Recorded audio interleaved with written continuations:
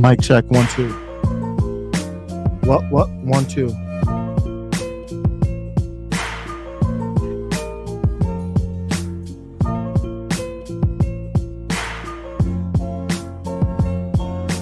We're gonna skate to one song only.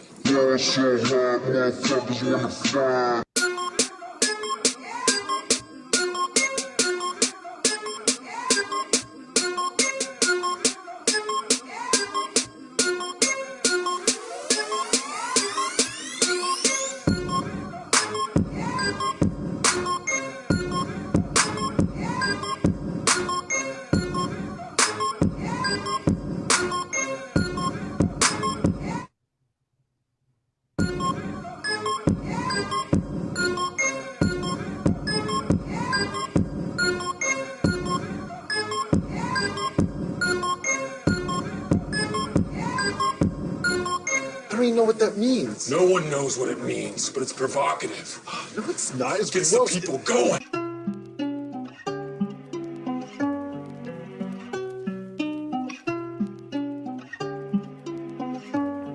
This is how you drop balls in 1 minute, I'm done with it. Black man like Cindy, so my blicky got a drum with it. They wanna play, I got one mission, say the sun's risen, watch it daycare. Because he's done kidding, they act petty for the fetty, not I like one's missing. I guess they want war then, like I run prisons. There's no conflict and it's obvious when I'm done spitting. Say I got bars because my biblical conviction. They be reaching, but no, I'm slaying these demons. They selling sin, I pass those like I be preaching. They repeating the talking points, but keep sleeping. Say I mean speaking, cause they don't understand the meaning. Demons retreating, but keep thinking it's sweet, even though the righteous bold and the wicked they be fleeing. Path keeps shrinking, and I'm giving you the reasons. Preachers lie any given Sunday like we'll leave beaming.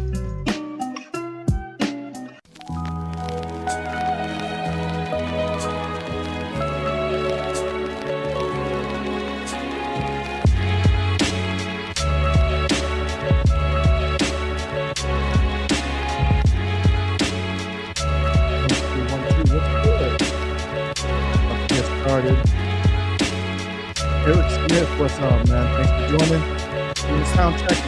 Starting in about 5 minutes. Let's get it.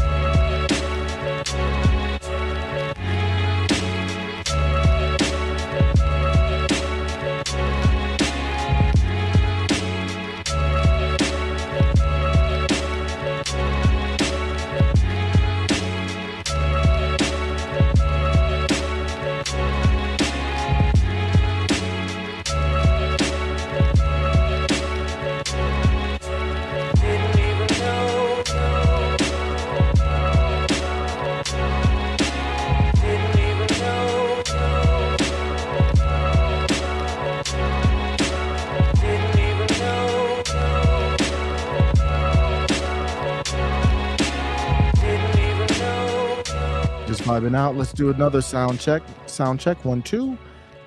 Got a lot of topics today. We'll see how many I get through. Is it a MAGA takeover? We'll see.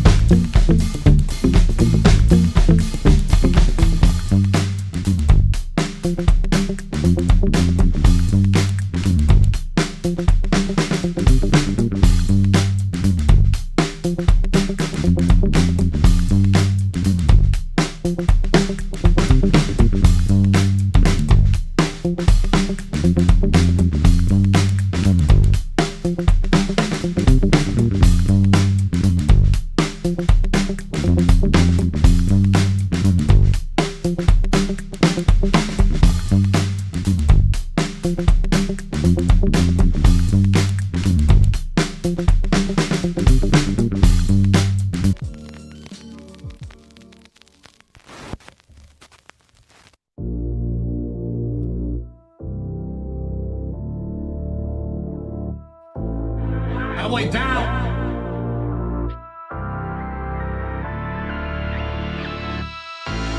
And people turning girls, so they never sliding. And I know I never learn, and they skip like that. I always, I'm outside, and they always dying. They don't want me realist, no count. And I keep it on me, don't last. On the narrow road, no map. I just let Jesus take the wheel. They know I'm about that life for real. Tell my house they better chill. They know I keep that not concealed, but I still don't need a deal. They don't want to realist, no count. And I keep it on me, don't last. On the narrow road, no map. I just let Jesus take the wheel. They know I'm about that life for real. Tell my house they better chill. They know I keep that not concealed. Yelling, I don't need a deal. Everybody throwing shots, but they still can't stop me. I just look up in the sky, and I know we got me. Tell the fake ones they can't kick it, boy, this ain't karate. And they say I got the wave, now this a tsunami. Wait, boy, I got cuz like I made it in movies. Do what I want, but I ain't Lil Uzi. They send it dress, but they do nothing to me. I got haters, but they all love me like Lucy. Rappers be dissing, but I know they goofy. Ask if I'm strapping, I just tell them truly. I got guns you see on the Call of Duty. I killed my old self in Christ, bro, I knew me. I killed my old self in Christ, bro, I knew me, yeah. I killed my old self in Christ, bro, I knew me, yeah. I killed my old self in Christ, bro, I knew me, yeah. Let's go. They don't want me realist, no count. And I keep it on me, don't last. On the narrow road, no map. I just let Jesus take the wheel. They know I'm about that life for real. Tell my house they better chill. They know I keep that not concealed, but I still don't need a deal. They don't want to realist, no count. And I keep it on me, don't last. On the narrow road, no map. I just let Jesus take the wheel. They know I'm about that life for real. Tell my house they better chill. They know I keep that not concealed. Yelling, I don't need a deal. Ay. Hey, Bryson Gray. That's my joint right now. What's up? Long time no see. Cyrus here, stuck in the middle. Eric Smith, thank you as always for joining.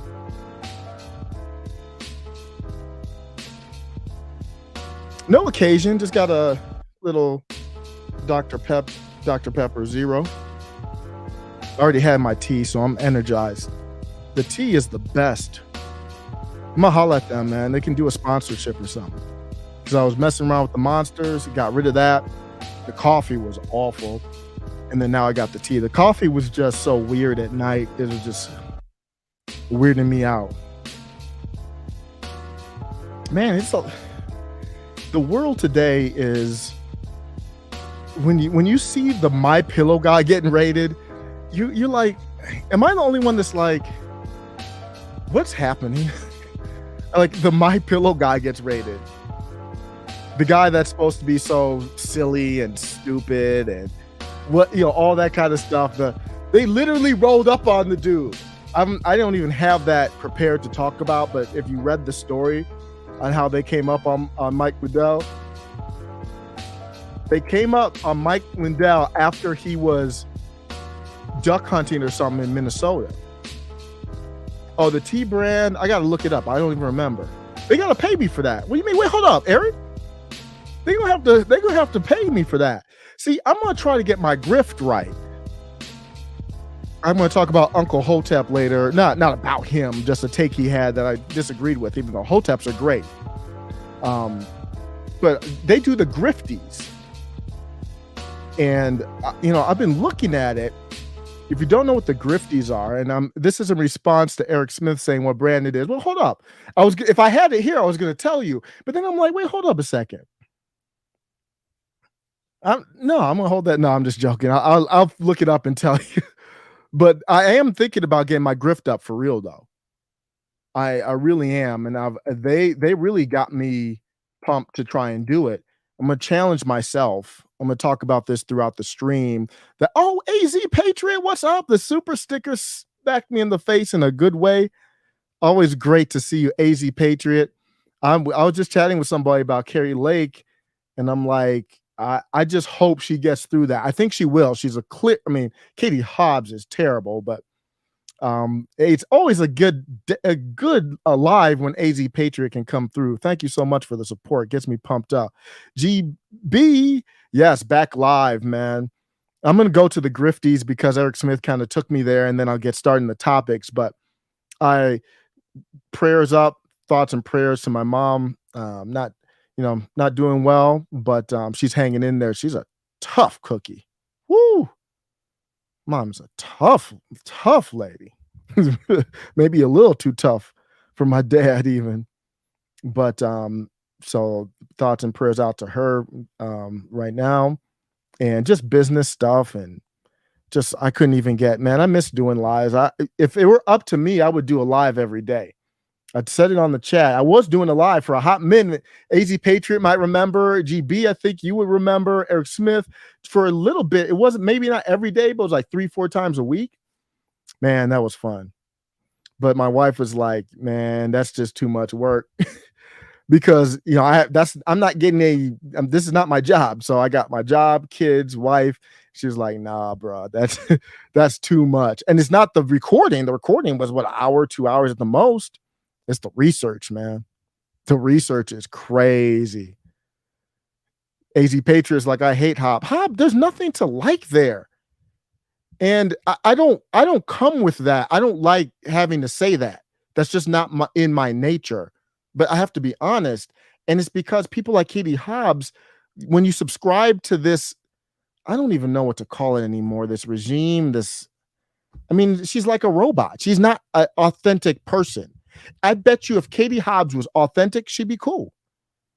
But yeah, so I'm just glad to do a live. You know what I'm thinking about? I'm looking at other creators and what they're doing and trying to see how I adapt it to me. I like Jeremy with the quartering a lot. And he's a great marketer. He's got his coffee and he makes it fun how he markets. He should be on the Grifties. He probably is. But he's on Subscribe Star. And when you go to Subscribe Star, there are these goals that you can do. Like if you get this many donations or whatever. I haven't even looked at it that closely. Some of y'all might know Subscribe Star more better than me. I only know it from really him is who I first heard it from. But he's like, he has these different goals. Like if I get a goal, I do this. So I like that. That's a cool little thought there. So I might be doing that kind of stuff. But the Grifties, the way I look at the Grifties, and people can look at grift as a negative thing. Everybody has a grift. There's not one person that you see on social media that doesn't have a grift. It's just, it's just kind of a way of saying marketing. It really is all it is. Like if you don't have a grift, then you don't have to have a grift, but you kind of have to have a grift. I mean, even if you're not even doing it for like money, like you want to get your word out. Like the number one goal right now for me is to kind of talk about things that I think need to be talked about. That's my number one goal. And I would like to unify the left and right, but the populist left and right. But here's the Grifties. If you don't know, Hotep Jesus and Uncle Hotep do this Grifties award thing.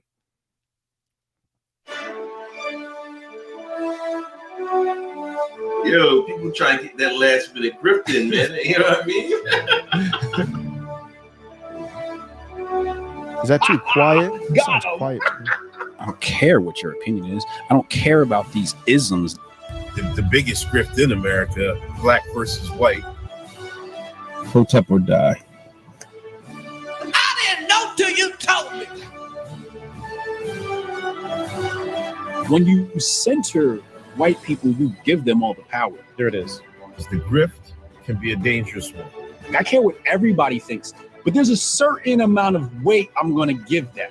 We're gonna expose the grifting. Y'all thought the Oscars or something? The Soul Train Awards or something? Wait till the Grifties come out. Yo, today's a good grifting day, yo.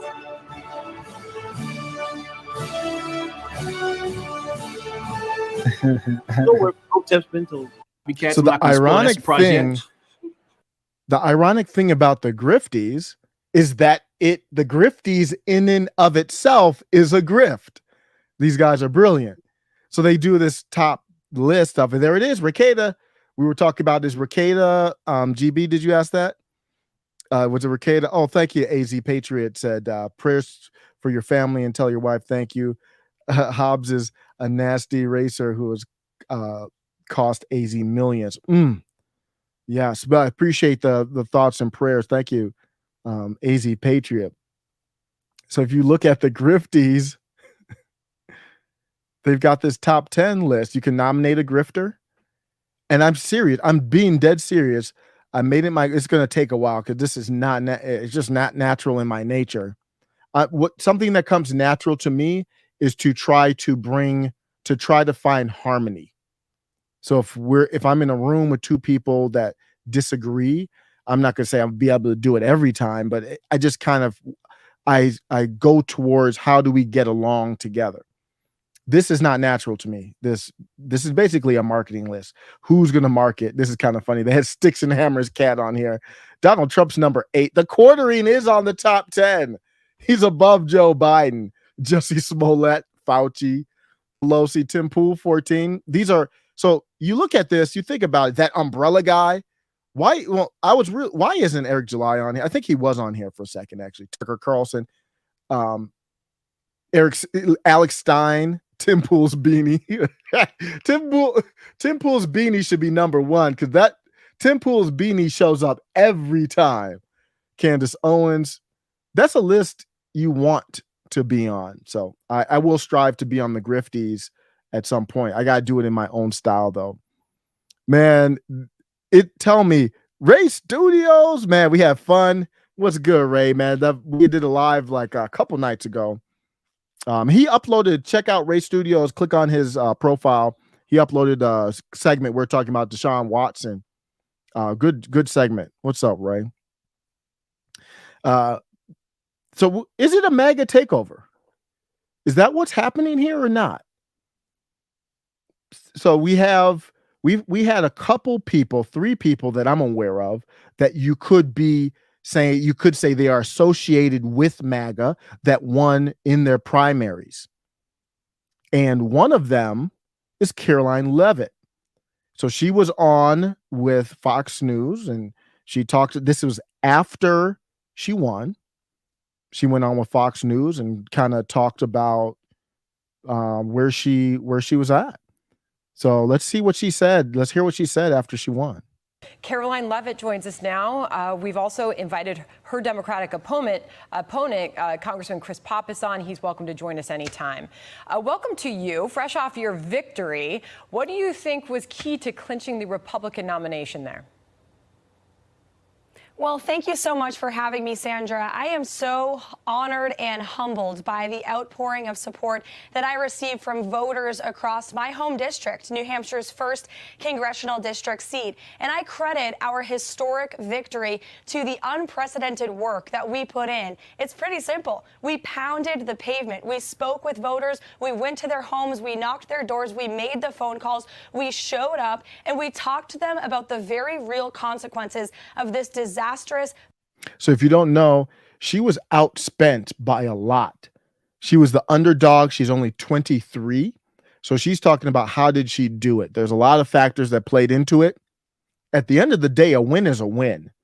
Biden Pelosi agenda that is enabled by our far left Democrat incumbent Representative Chris Pappas. Record high inflation, a wide open southern border, a war on our domestic energy production. These are all policies that are hurting the people of my great home state. They are fed up and they're looking for a conservative congresswoman who will put them first and who has the youthful energy to bring. So I know the comments I get on the channel are impressive. So I know that for a lot of people, for many people, probably most people in the chat right now, they're not impressed by these generalities, but there's truth to it.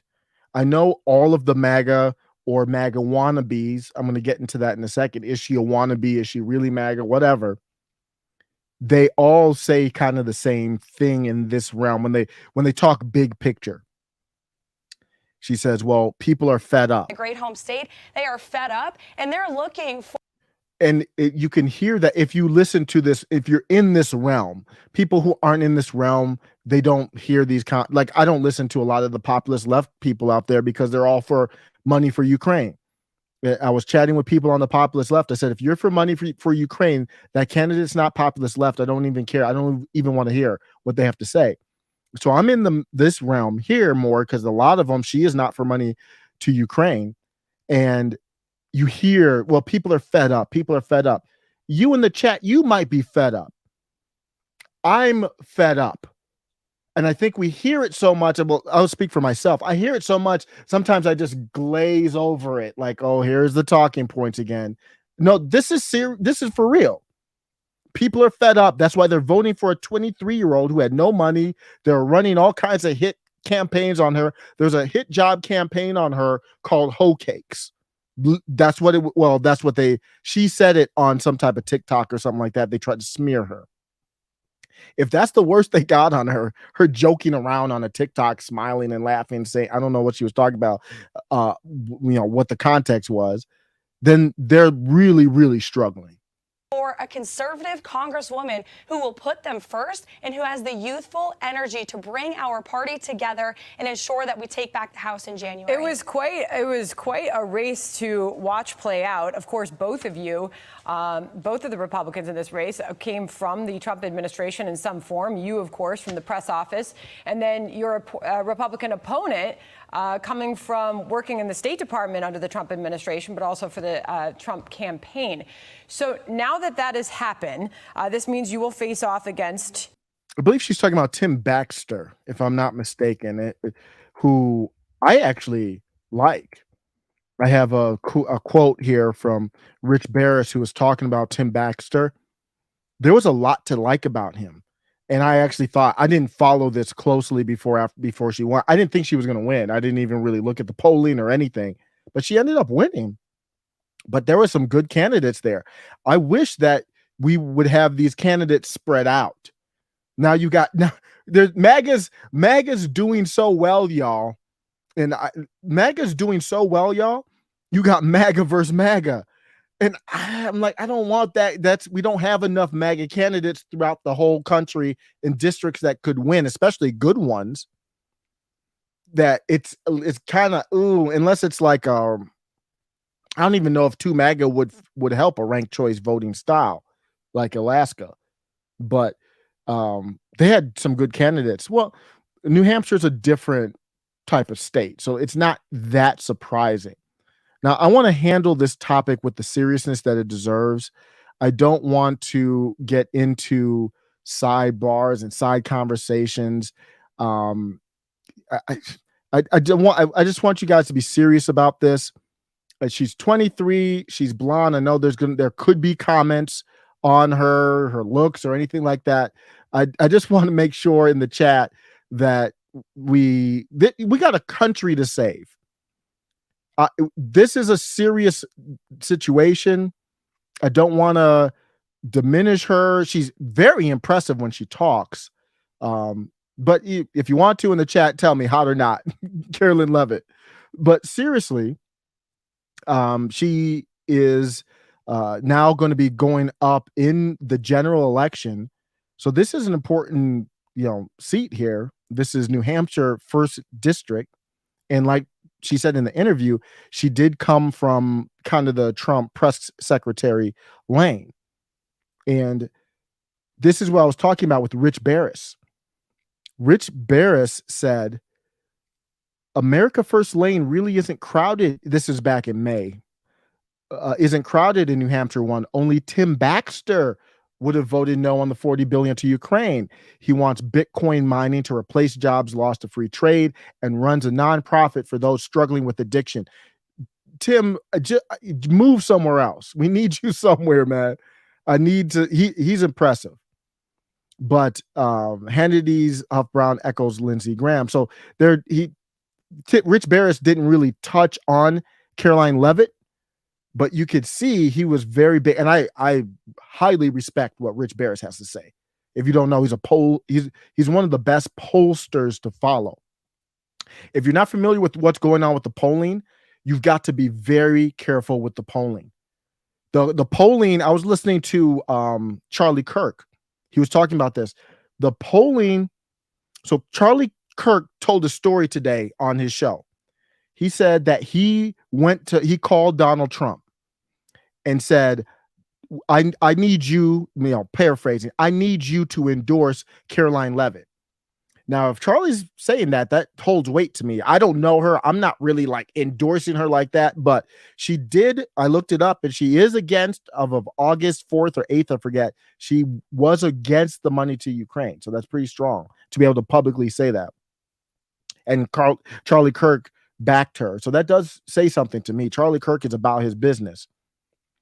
He called up President Trump and said, he called up the Don Dada and said, boy, you gotta endorse her. And they did not. Trump did not endorse any of these three that I'm talking about: Robert Burns, and then Don Bolduc. Trump didn't endorse any of them. So in this case, what Charlie said was somebody in the Trump administration, I believe, called him back after he had talked to Don Dada.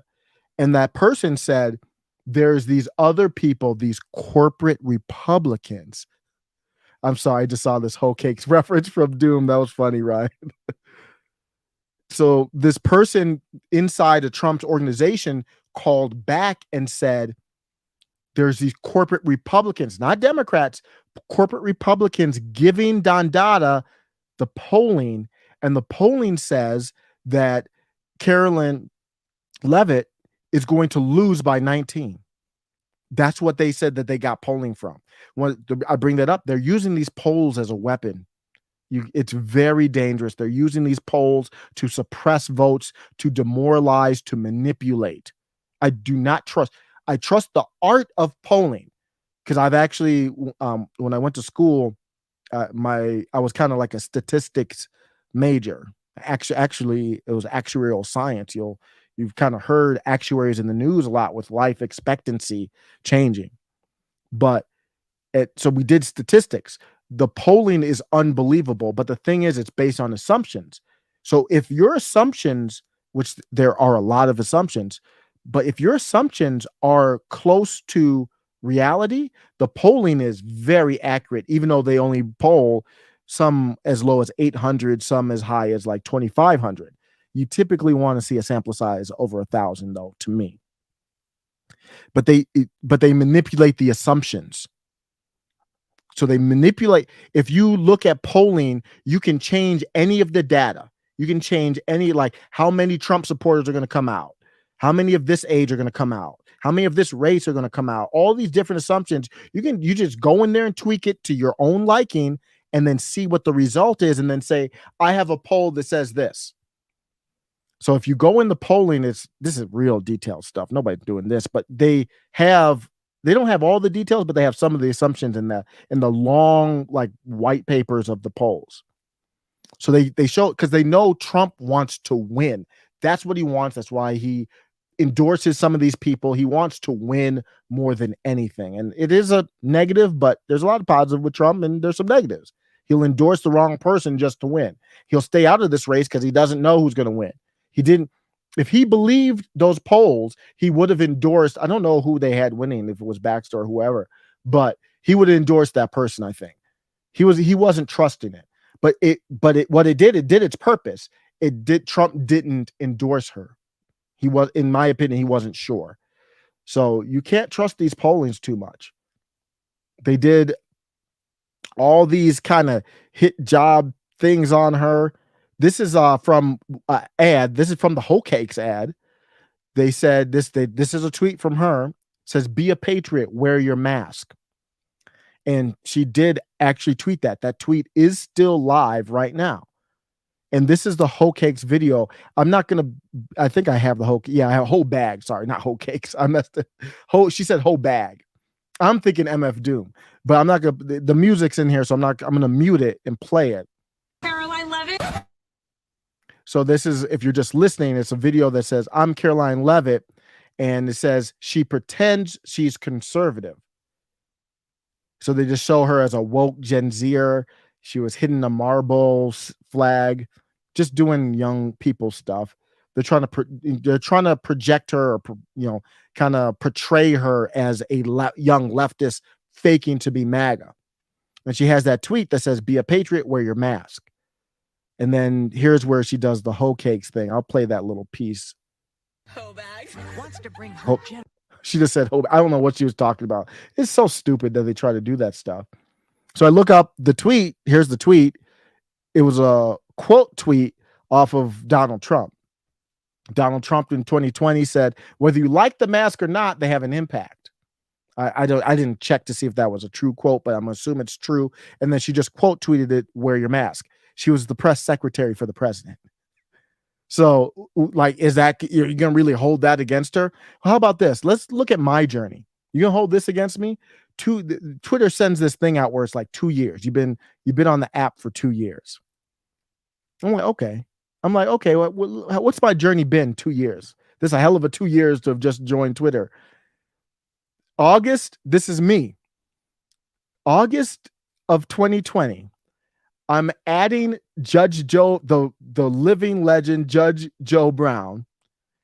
I tweeted him this about AOC. I said, "I like a lot of what I see from AOC. I know she's young. She will grow.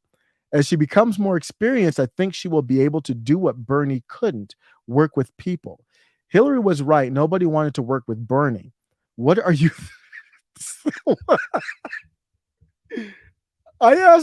I asked Judge Joe Brown, and he would reply back. Judge Joe by, well, he didn't reply to this one, but he's replied to me many times before. And I asked Judge Joe Brown what his thoughts are on AOC. So you could go back and dig up tweets from anybody. It's been a hell of a journey. I'm in a different place right now. I don't have time for this nonsense. I don't have time for this foolishness.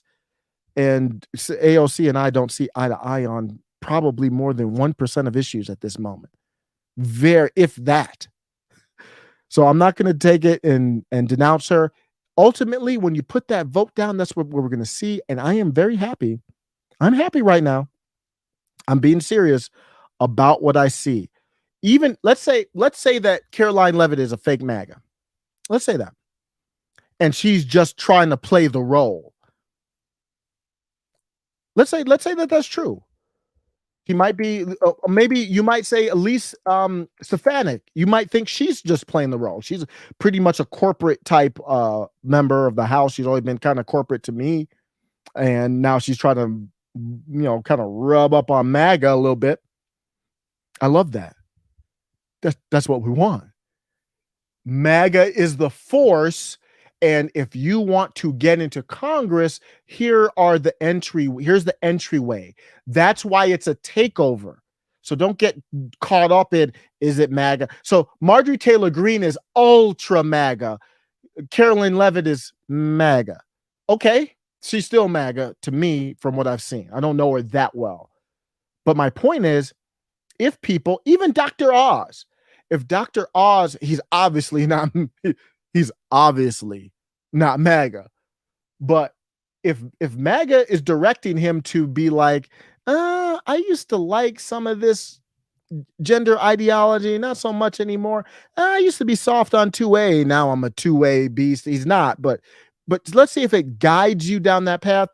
I kind of like the money to Ukraine. And then MAGA's like, no, you don't. And then Dr. Oz is like, no, I don't. Bet. That's what I want to see. I know it's fake. It's phony. That's what I think is happening with Herschel Walker. Herschel Walker doesn't have any, I don't want to be disrespectful to him, but he doesn't have any philosophy. He doesn't have an ideology. He can't articulate his thoughts. I think he's the first MAGA puppet. Is that fair to say? Am I being disrespectful? Tell me if I'm out of line. I think Herschel Walker is the first MAGA puppet. And let's go. Yes, MAGA is advancing. Going for the Senate? A MAGA puppet for Senate? Bet. As long as when I pull the string, you pull the string, bet. I'm good with that. Let's go. Let me know what you think. Not getting any notifications. That's weird because I haven't uploaded in a while. I would have thought you would have gotten a notification, but hey, it is what it is. Yeah, you never know. It would be nice if YouTube said, hey, we send out notifications to 50% of your audience, and this is why. A little transparency. I disagree with Jack Posovic very strongly and others who think that Mudge, who was it today or yesterday, was in front of Congress as a whistleblower. A whistleblower who's blowing the whistle of a government-controlled app, Twitter, to give the government more control over Twitter. What the hell kind of whistleblower is that? This dude isn't a whistleblower who's kind of leading Congress down the path of, well, this should be a public utility. No. That'd be a real whistleblower, and that person wouldn't get within 100 yards of DC and the Capitol without handcuffs. So my point is I know you got behind the scenes algorithms, but can you say we sent this out to 100% of people? I mean, can you say like, peace, have a great day? Do you have your notifications on? We just in the dark out here, but I'm still grateful. Grateful for you to stop by even without the notification.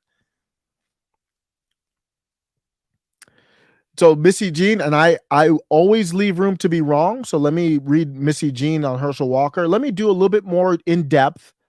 I've heard some of him, and I'll be honest that I'm not impressed. So I'm not like, when Carrie Lake speaks, I'm like, I get my popcorn.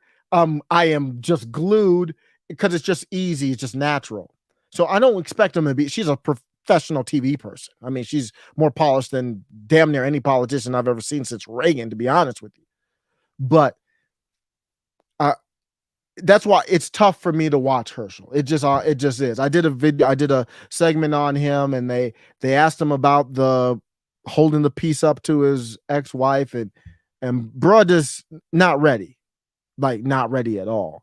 So let me see. Missy Jean says, go watch Herschel's speeches for yourself. Do not believe the media who are trying to make him sound stupid.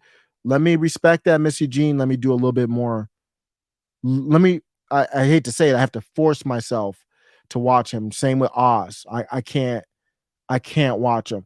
Tomorrow, 6 or V says that's the same playbook as the fake Facebook whistleblower who went on a worldwide tour asking for more censorship. Believe it or not, they have the same legal group, I believe, as whatever is her name. I forgot her name already. I'm very bad with names. Yep, they got the same representation in some way. So I'm not buying this. Sorry, Jack.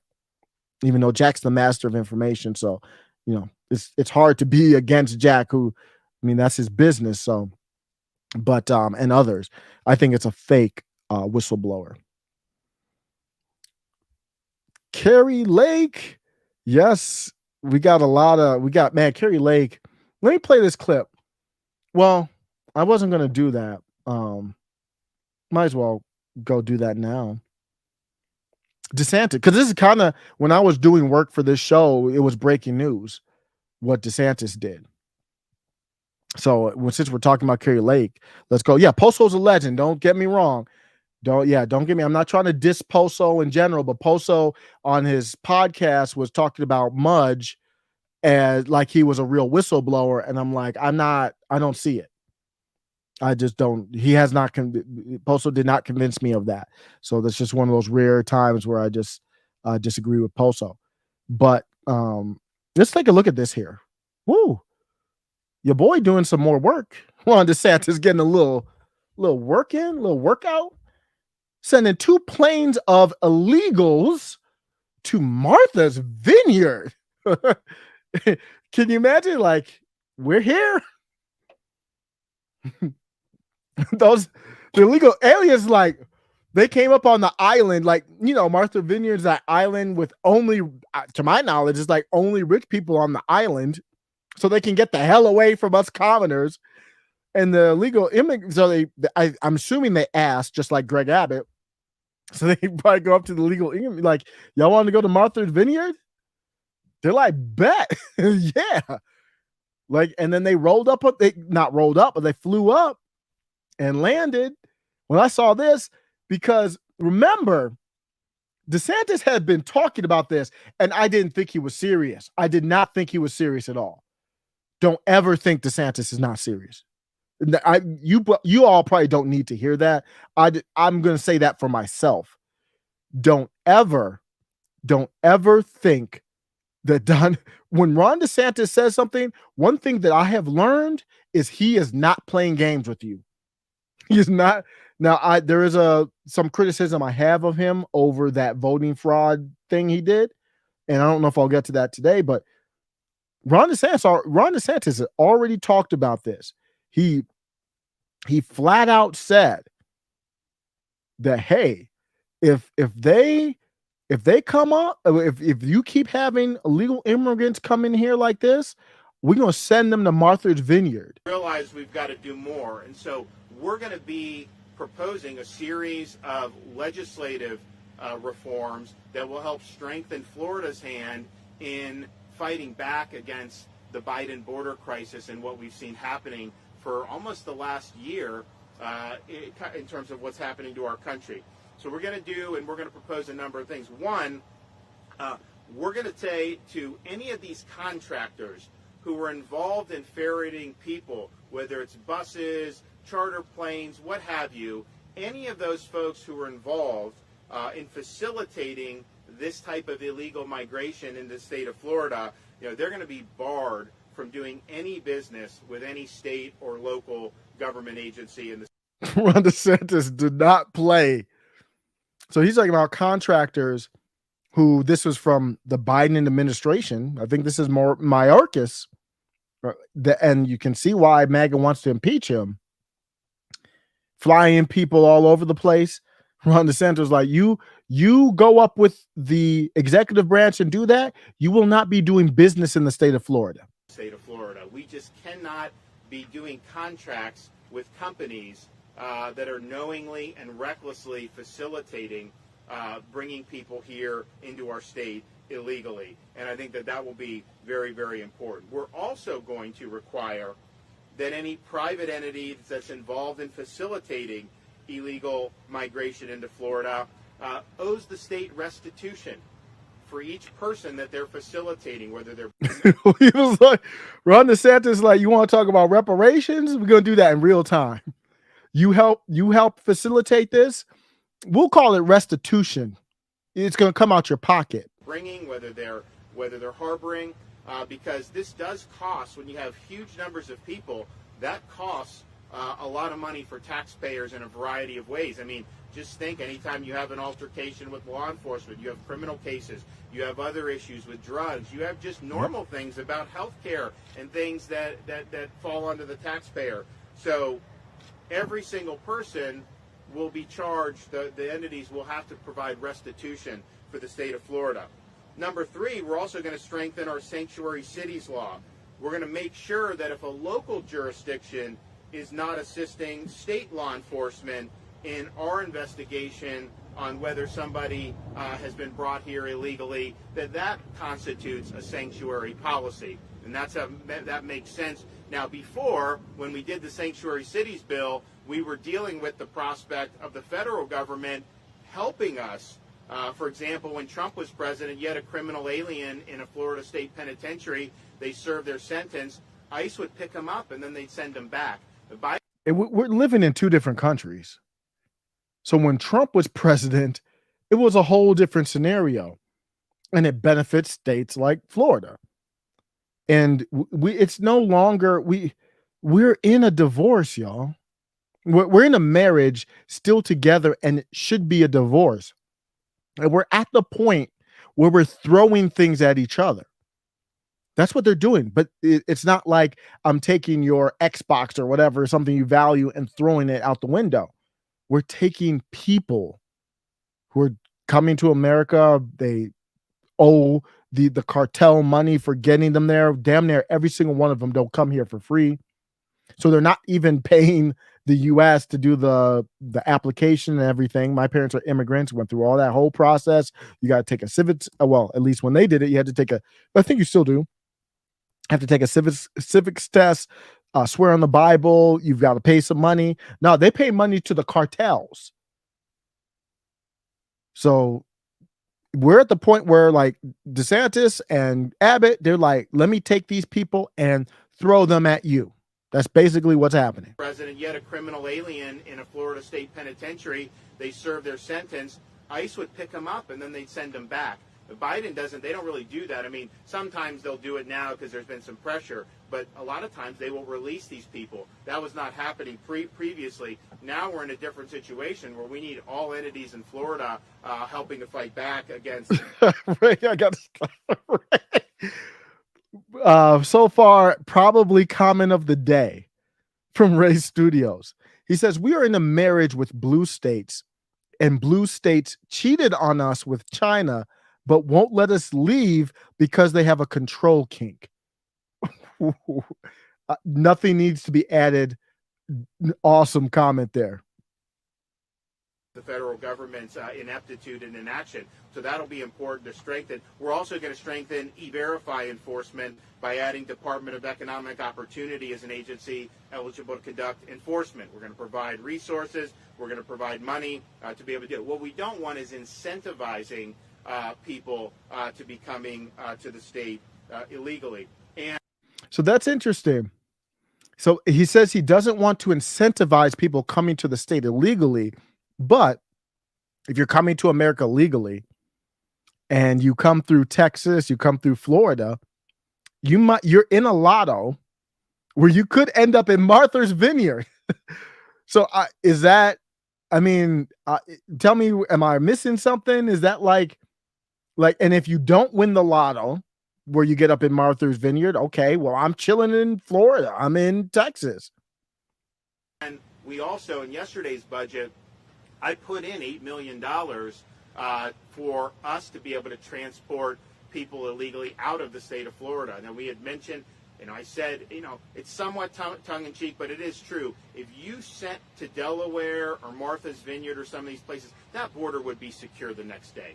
That border would be secure. But instead, they're imposing the results of their policies on states like Florida, who they love to hate or whatever. But we are going to provide that. So that was December. That's a hell of a comment.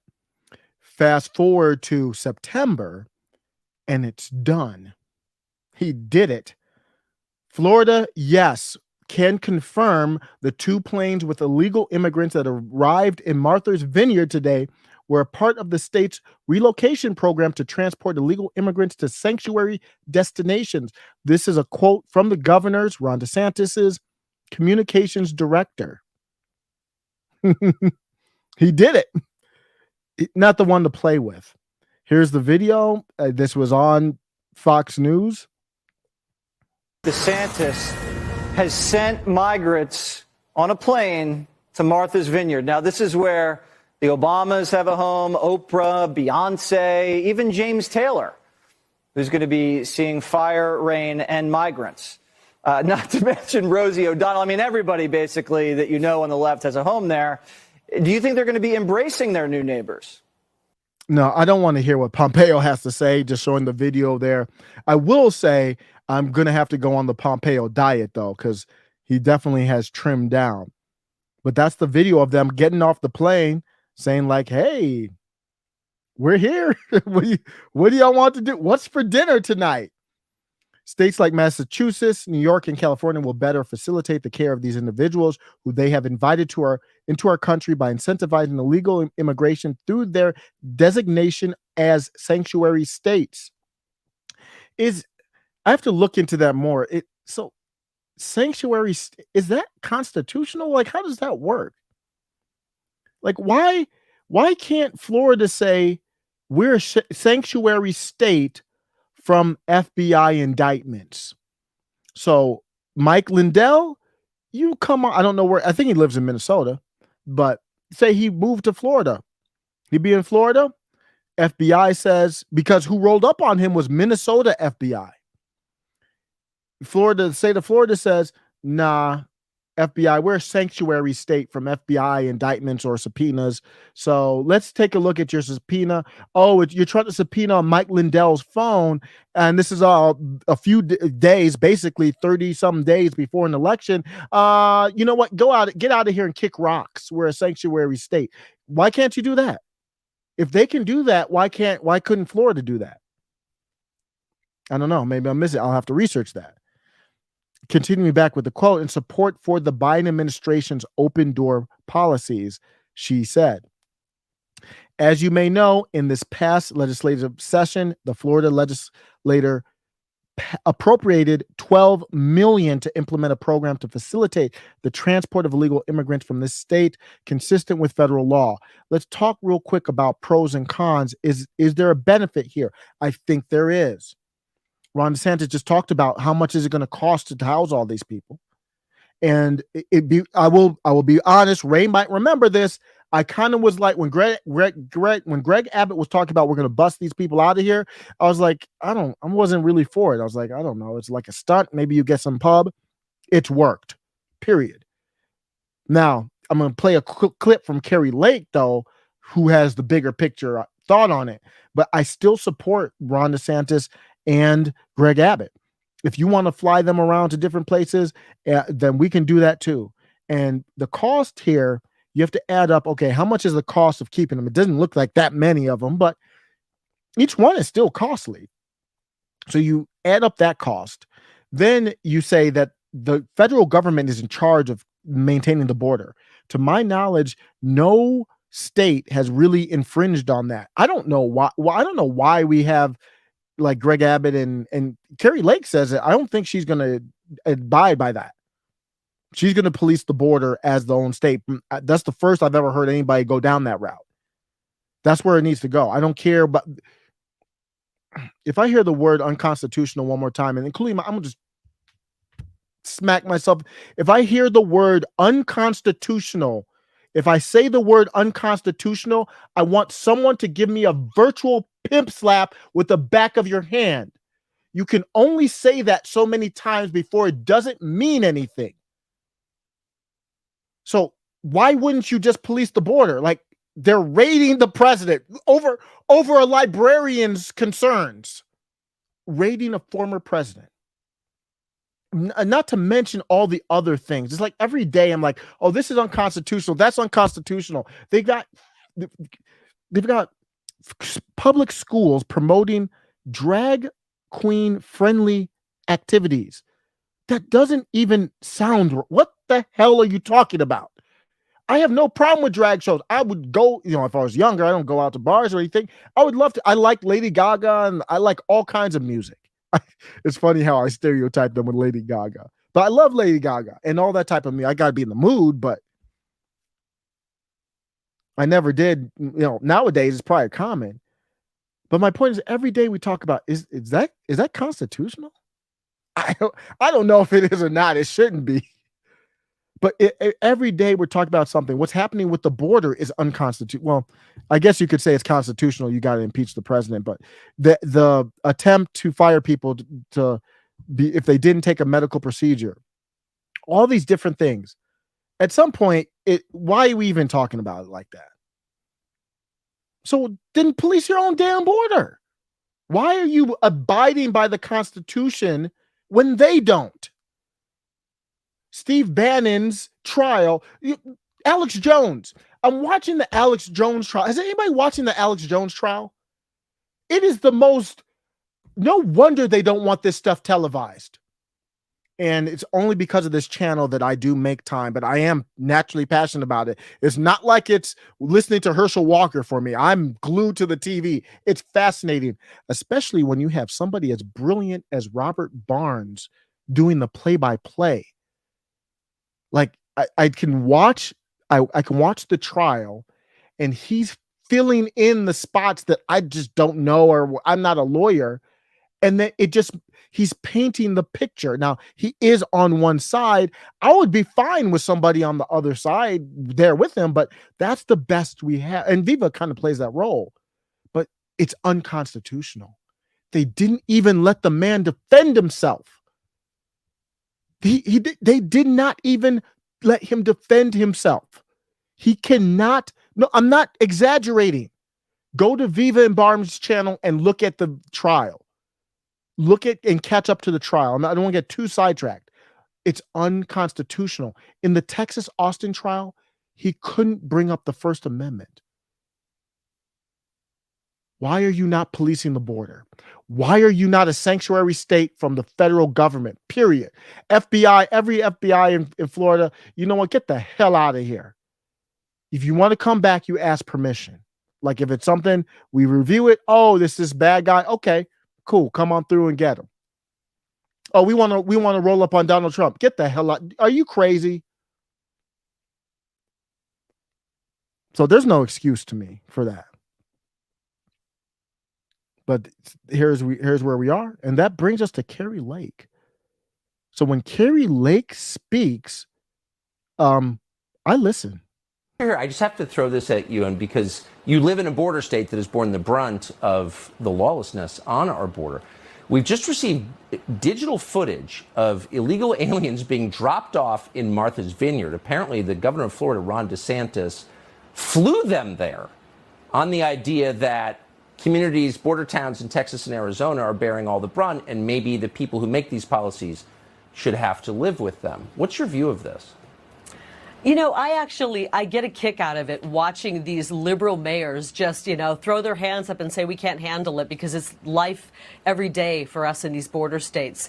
However, I'm not a fan of it, Tucker. I mean, we're just taking people here illegally who shouldn't be here. We're moving them further inland. So you hear what she said there. Kari Lake is knowledgeable. She's polished. She's respectful. She's God-fearing. She gives you hell when you need, in the right way.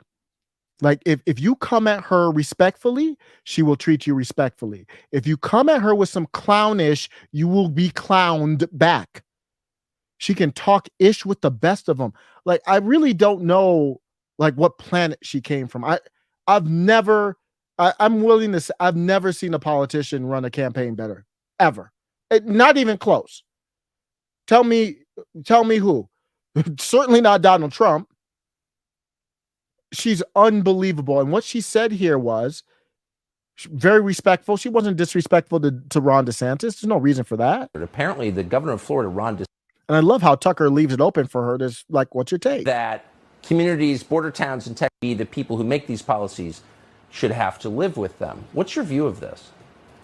You know, I get a kick out of it watching these liberal mayors just, throw their hands up and say we can't handle it because it's life every day for us in these border states.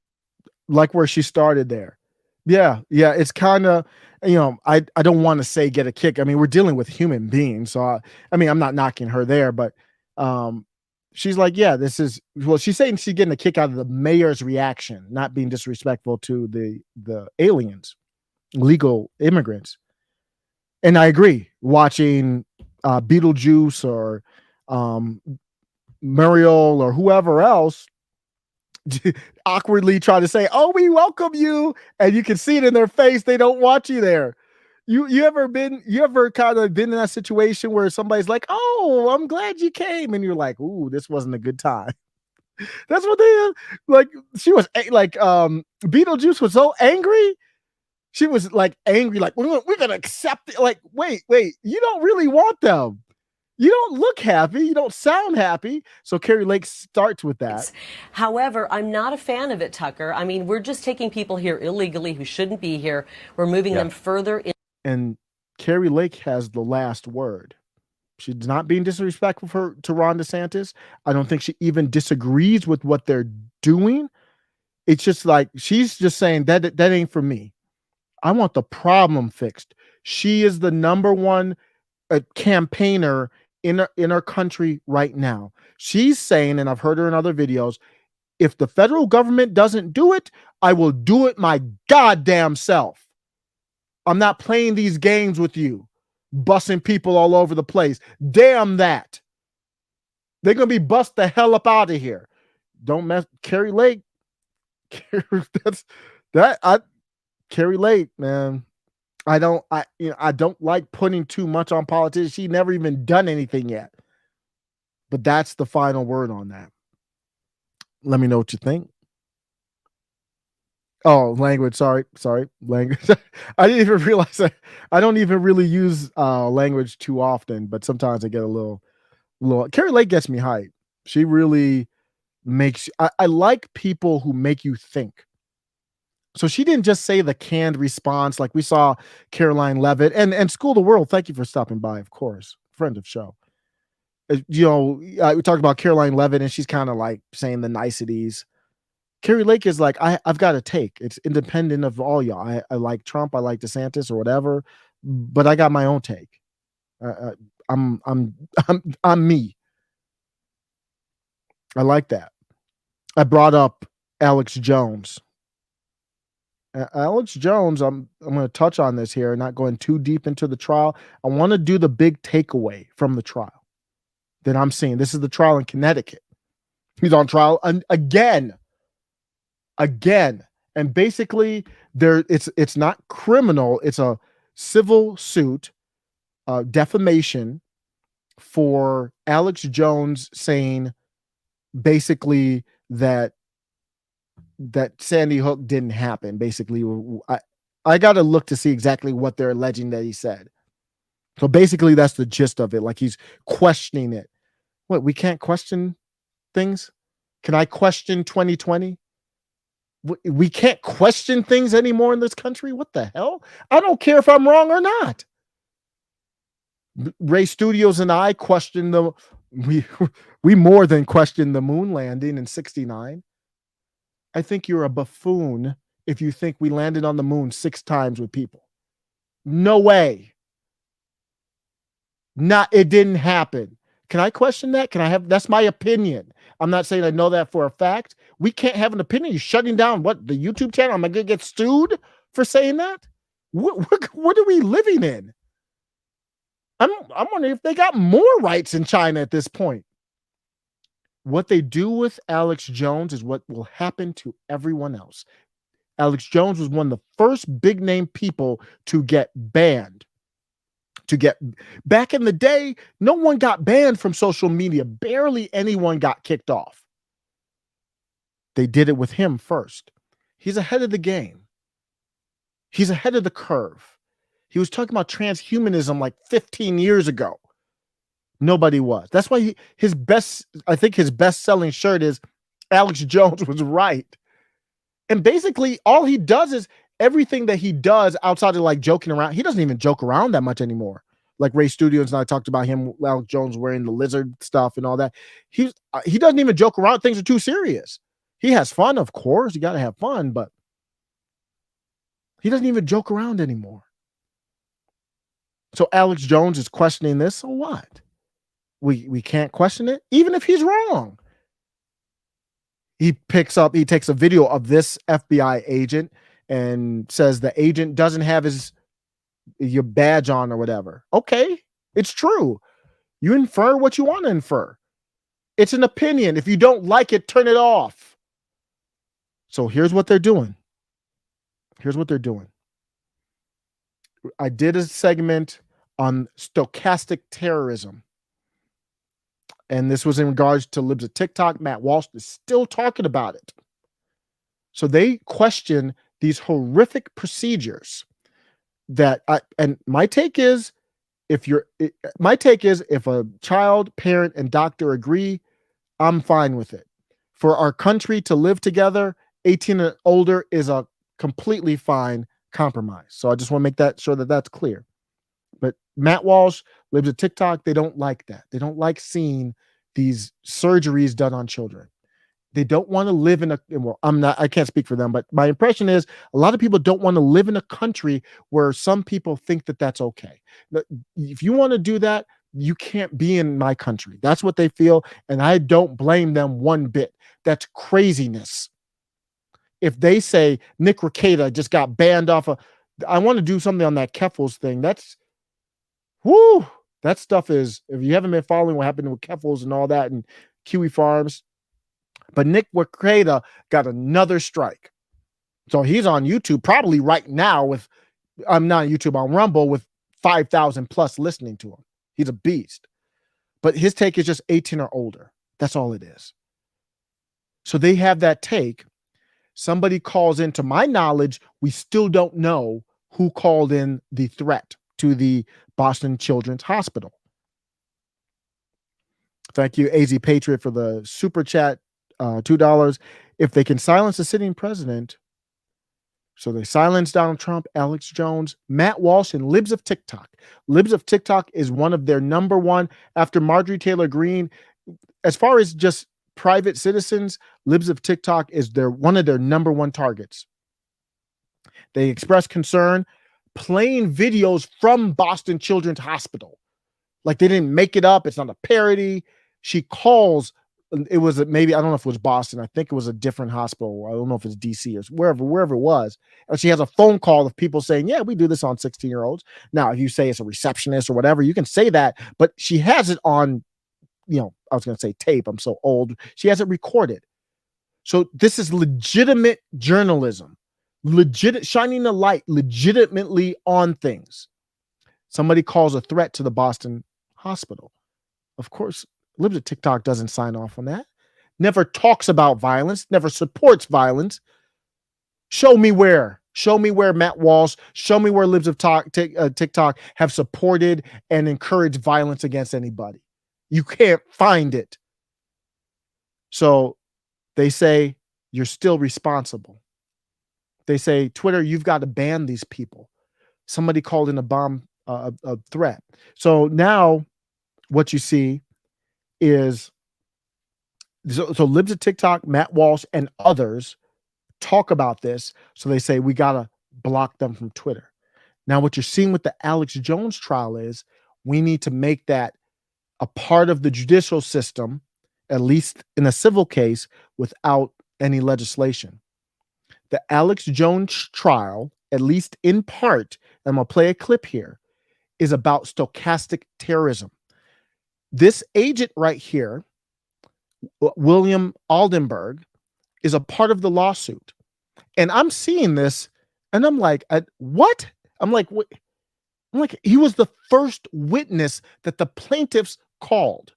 So you want to start the case off strong against Alex Jones, don't you?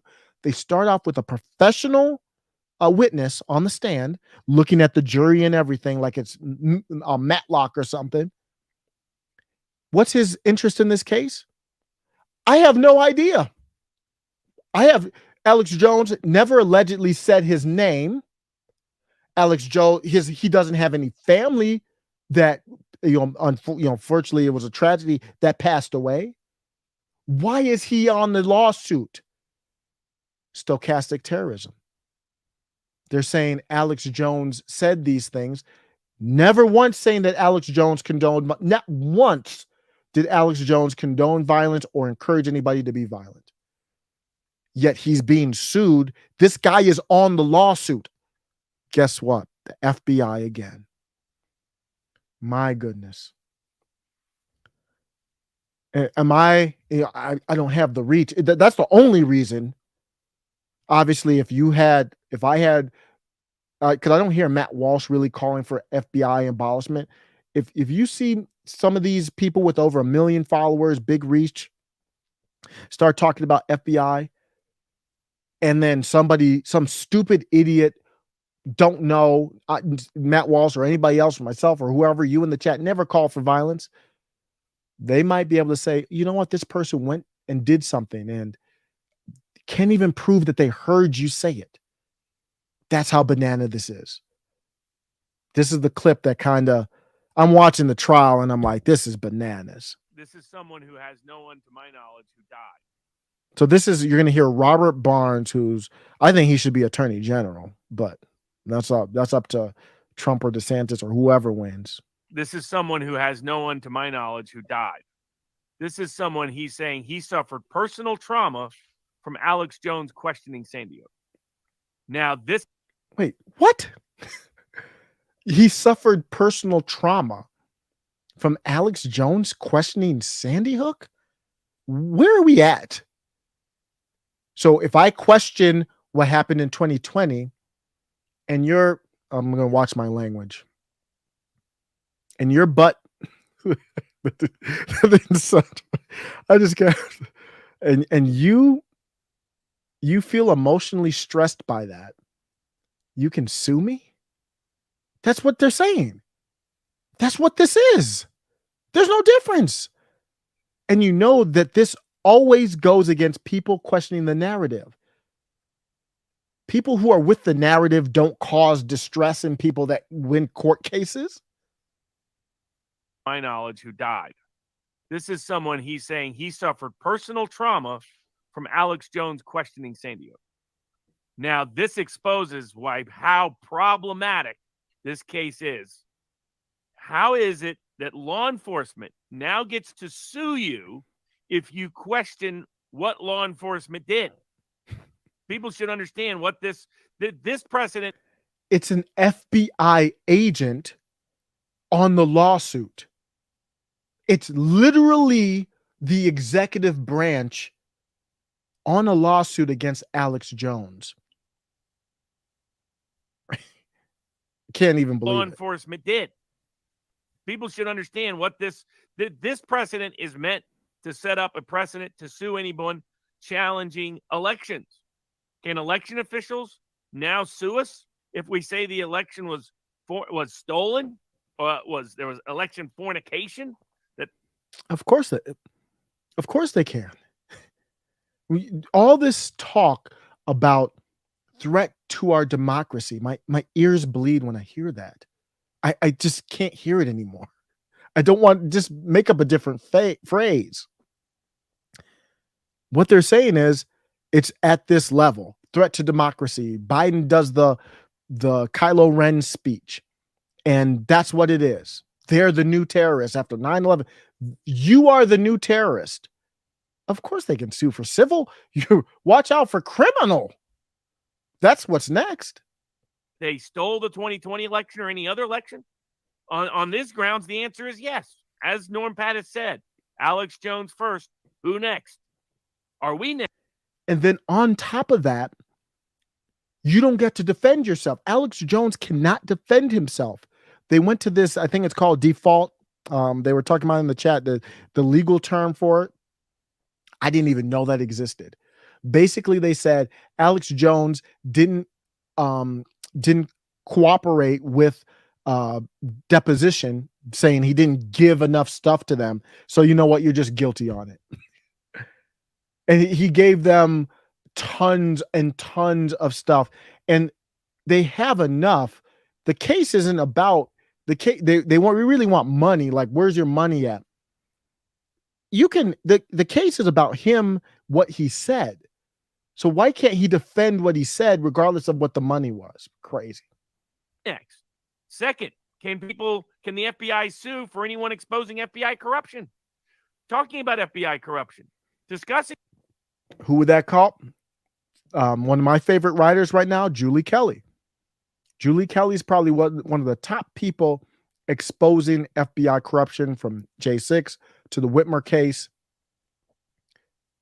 Who knows? Tucker? Who knows? FBI corruption. You know, could J. Edgar Hoover have sued back into the day for the statements made about him on these grounds? Because this is, I mean, to start off the case, this makes it clear how political it is and how tied to Trump it is. Because you're saying, look, you're the great FBI, and you've been defamed by Alex Jones. Right? Shut up, Alex Jones, forever, because he defamed the great FBI. By the way, to my knowledge, this guy's being allowed to sue, even though to my knowledge, Alex Jones never talked about him at all. His name never came out of Alex Jones's mouth. And the parents' argument is derivative. Well, he made certain broad claims that somebody could infer was about us, that if they looked us up on the internet, they might find us. Only case in history that allowed that to be grounds for defamation. But this guy, that's not true of at all. This guy's suing on the grounds that Alex Jones questioned Sandy Hook. That means he questioned the FBI. I was in the FBI at Sandy Hook. Hence, I get to sue Alex Jones into oblivion. How insane is that? Non-family member plaintiff. And was the first witness. If you saw the trial, this dude was fake crying. This, my opinion, over rehearsed, looking at the jury. If I'm on the jury and you've got a witness, like I don't need the witness kind of turning to the jury and kind of like Amber Heard was. And that doesn't mean that they're lying if they do that, but it's just not authentic to me. It looks like a TV show when you're just like the lawyer's right there, and then you're just looking at the jury to kind of make your canned case. So when Alex Jones's lawyer is dope, good, because I've seen a couple of these cases now. Really good lawyer, that whoever that is. I think Robert Barnes recommended him. Great, he's doing a great job. He came up. I'm watching some of these other trials, like the Chauvin trial and the Wittenhouse, Kyle Rittenhouse trial, and these lawyers, they've got their talking points. Easy for me to say I need talking points unless I was really prepared, but they've got like their talking points. So they're literally looking at a notepad, and then they ask a question, and then it's like 30 seconds of dead air, and then they ask another question, which is fine. Alex Jones's lawyer is up there, and he's just, what did you say? This, and then what? Okay. And he just already boom, boom, boom, boom. And the jury's probably like, whoa, I appreciate that. I can follow this easy, quick. And didn't allow this FBI, who in my opinion is just disingenuous. I know he saw some atrocities, some very bad things. That was 10 years ago. His family members weren't there. The tears weren't convincing to me. Maybe they were real and I'm just wrong, but they looked fake. He's over looking at the jury. Couldn't do that when Alex Jones' lawyer came up to cross him. Very fascinating stuff. But if you allow this to go, anybody could get sued. Did you know this? I didn't know this. Probably some of y'all did. This FBI agent was the first person on the scene at Sandy Hook, reportedly. He was also the lead investigator for John Durham. You can't make this up. For the special, the special prosecutor investigation that's, I think, now wrapped up with very little to show for it. The one that put all the charges together for Sussman and all that. We got some good information, but obviously nothing's coming from it. He was the lead investigator on that. First one at Sandy Hook. First one on the witness stand against Alex Jones. You would have to be a conspiracy theorist to ignore those facts. And that's what his testimony at least was. I think the whole thing is stochastic terrorism, but especially for him, he had no interest in it at all. Let me know what you think.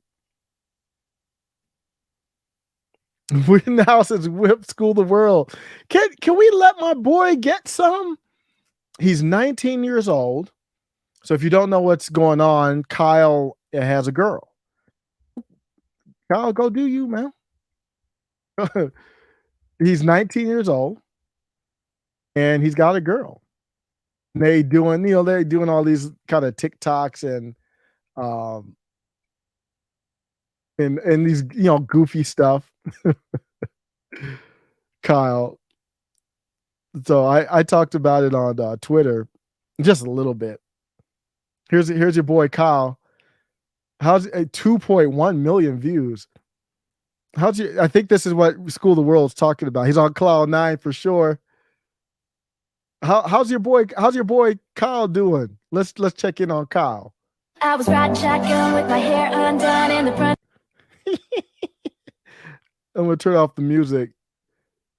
Kyle, so if you're just listening, he's got his girl. Oh, nice little. Let's do it real quick. Let's do a real quick check. Hot or not?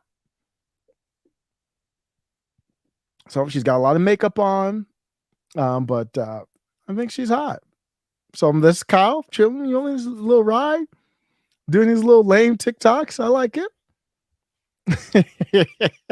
Kyle, live your life, Kyle. So Billary says, that thing got this boy going crazy. And I quote tweeted, he's a 19-year-old young man. That's what happened to most of us. Live your life, Kyle. Get your paper too. They tried to persecute this guy. all he did was defend himself. I'm a little different. I don't consider him a hero. He shouldn't have been there. I would never tell my son, you know what, son, go get a rifle and go out there to Kenosha and defend your city and be a medic. This ain't StarCraft, but he didn't do anything wrong. None of them should have been there. So that's out the window. That's irrelevant. And he defended himself. So let this man live his life. He was on trial for his life. He's on cloud 9 right now. So a nice, I don't want to say little, nice girlfriend. So Nate's meme says she looks like she's too old for him. Kyle got that baby face, man, but he's 19. And nobody too old for you when you're 19. You can get a little, I mean, what's she like? She probably mid-20s. Hard to tell with the makeup on, and it's kind of dark. But yeah, I think it's hard to. I'm trying to compare her to Karoline Leavitt, but she's nice. That's a good question, School of the World. I hope she's not a leftist, but I believe Kyle said he was pro Black Lives Matter. So he's a young man. I mean, I don't think his thoughts have fully formed yet, but you're right. I probably would bet money. Well, I don't know. So that's a good question. I'd like to see that. 18 to 80. Casey and Candy says, it's all good. 18 to 80. Ryan Smart says, Osiris, what that Dem politician that stabbed that journalist. The journalist was looking into the Las Vegas shooting. Wow. I have not read that story. I know the story, obviously. I think I even saw the Tim Pool segment on it, but I don't know enough about it to comment on it. Other than it was interesting after it happened. So if you don't know this journalist, I did post something, I think, on the community tab for YouTube. Like the Democrats, they think that they take censorship seriously. When they censor you from life. But they stabbed a reporter that was against them. It's crazy, man. If you haven't seen that, you probably have. Most people on the channel probably have seen that story.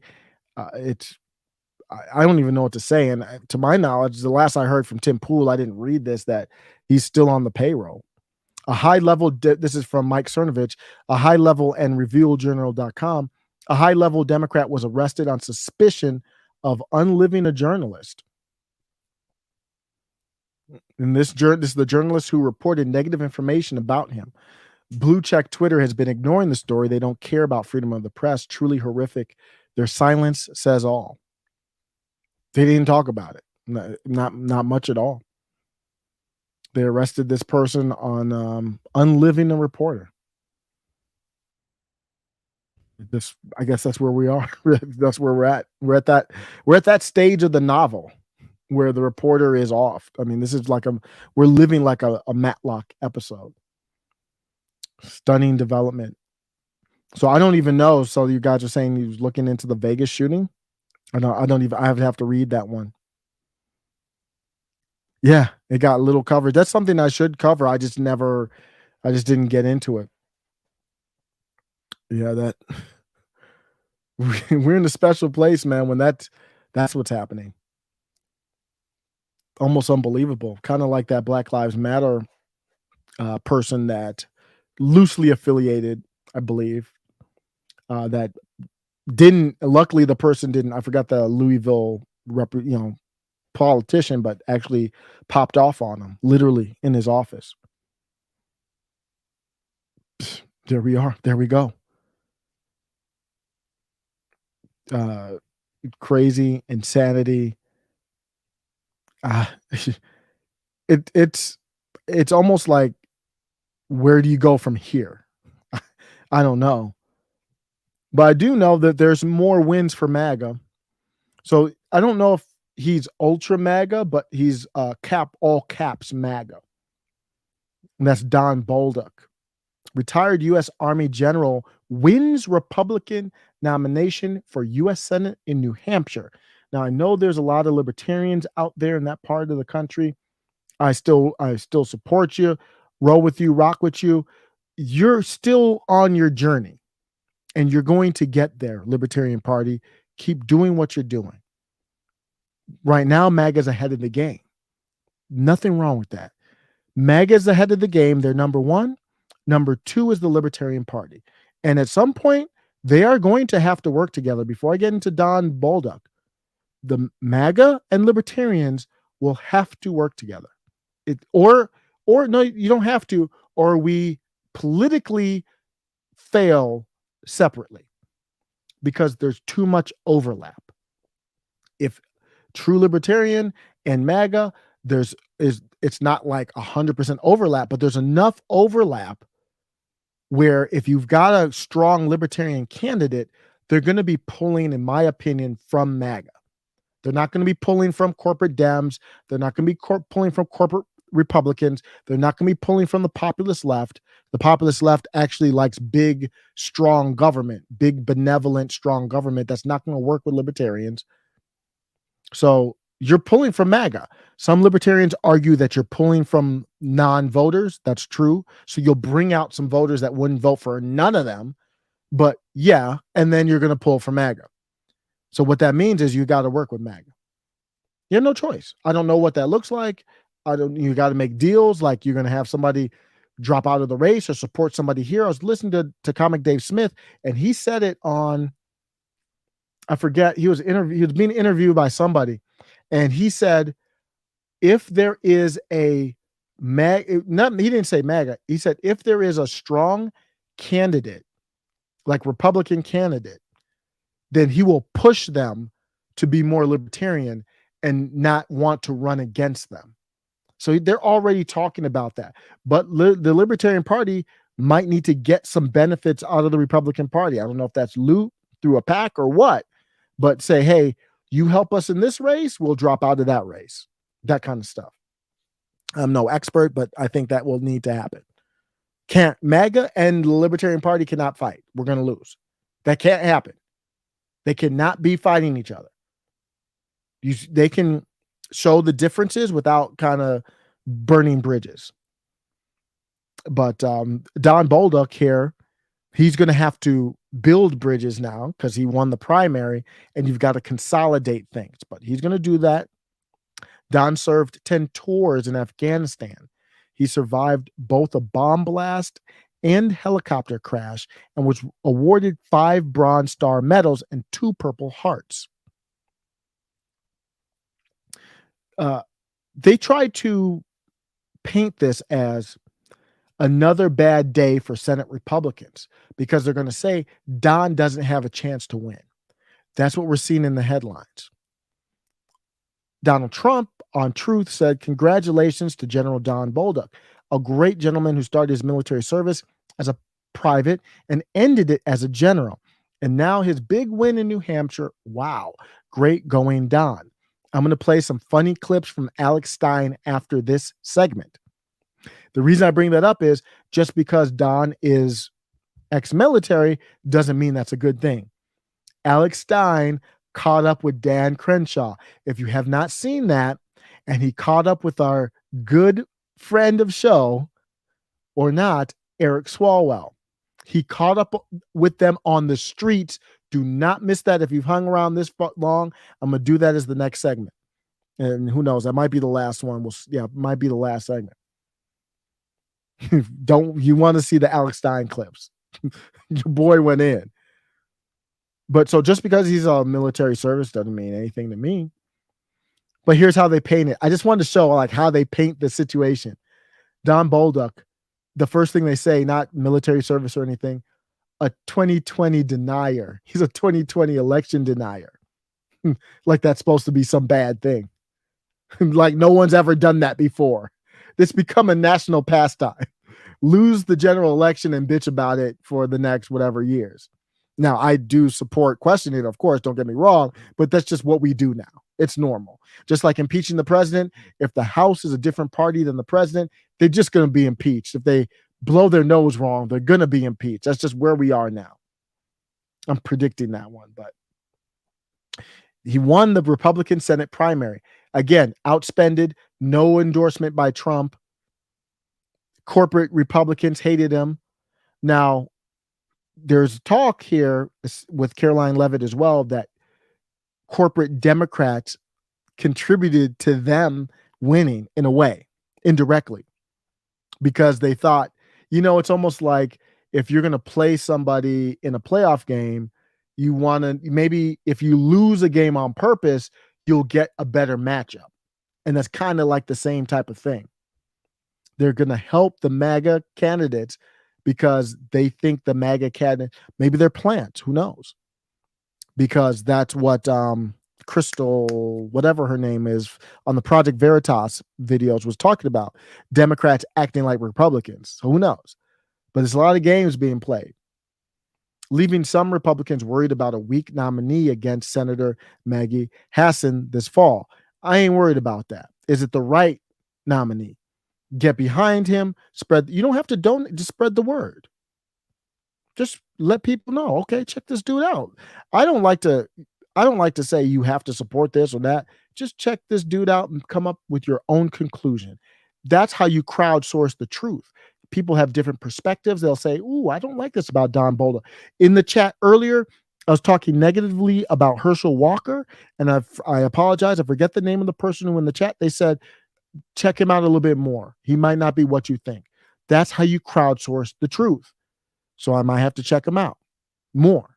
Check out Don Bolduc. I don't know much about him. I just heard him recently because, Bannon and others have had him on the show on War Room and talk about him a lot. Last night's New Hampshire primary, Victor, who falsely says this here about 2020, is at least the 19th GOP Senate nominee this year out of 35 who has rejected, tried to reverse or cast doubt upon 2020 and the fortification thereof. So what does that mean? That means you aren't the only one wondering. That's what that means. Or at the very least, that means people are not turned off by those who are wondering. You know why?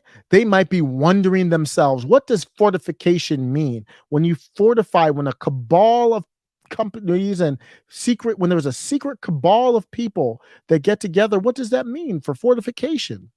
Is that good? Is that bad? What does that mean? I think that's where the common person's at. This was a funny clip here from Don. So I like the imagery. I like the marketing. I like to get your little grift on. He came out with like a shield and arrow. This is cool. We have taken their arrows. We have successfully protected ourselves. We are now going to rally around the circle. Unity, freedom, liberty, and together we're going to beat Maggie Hassan.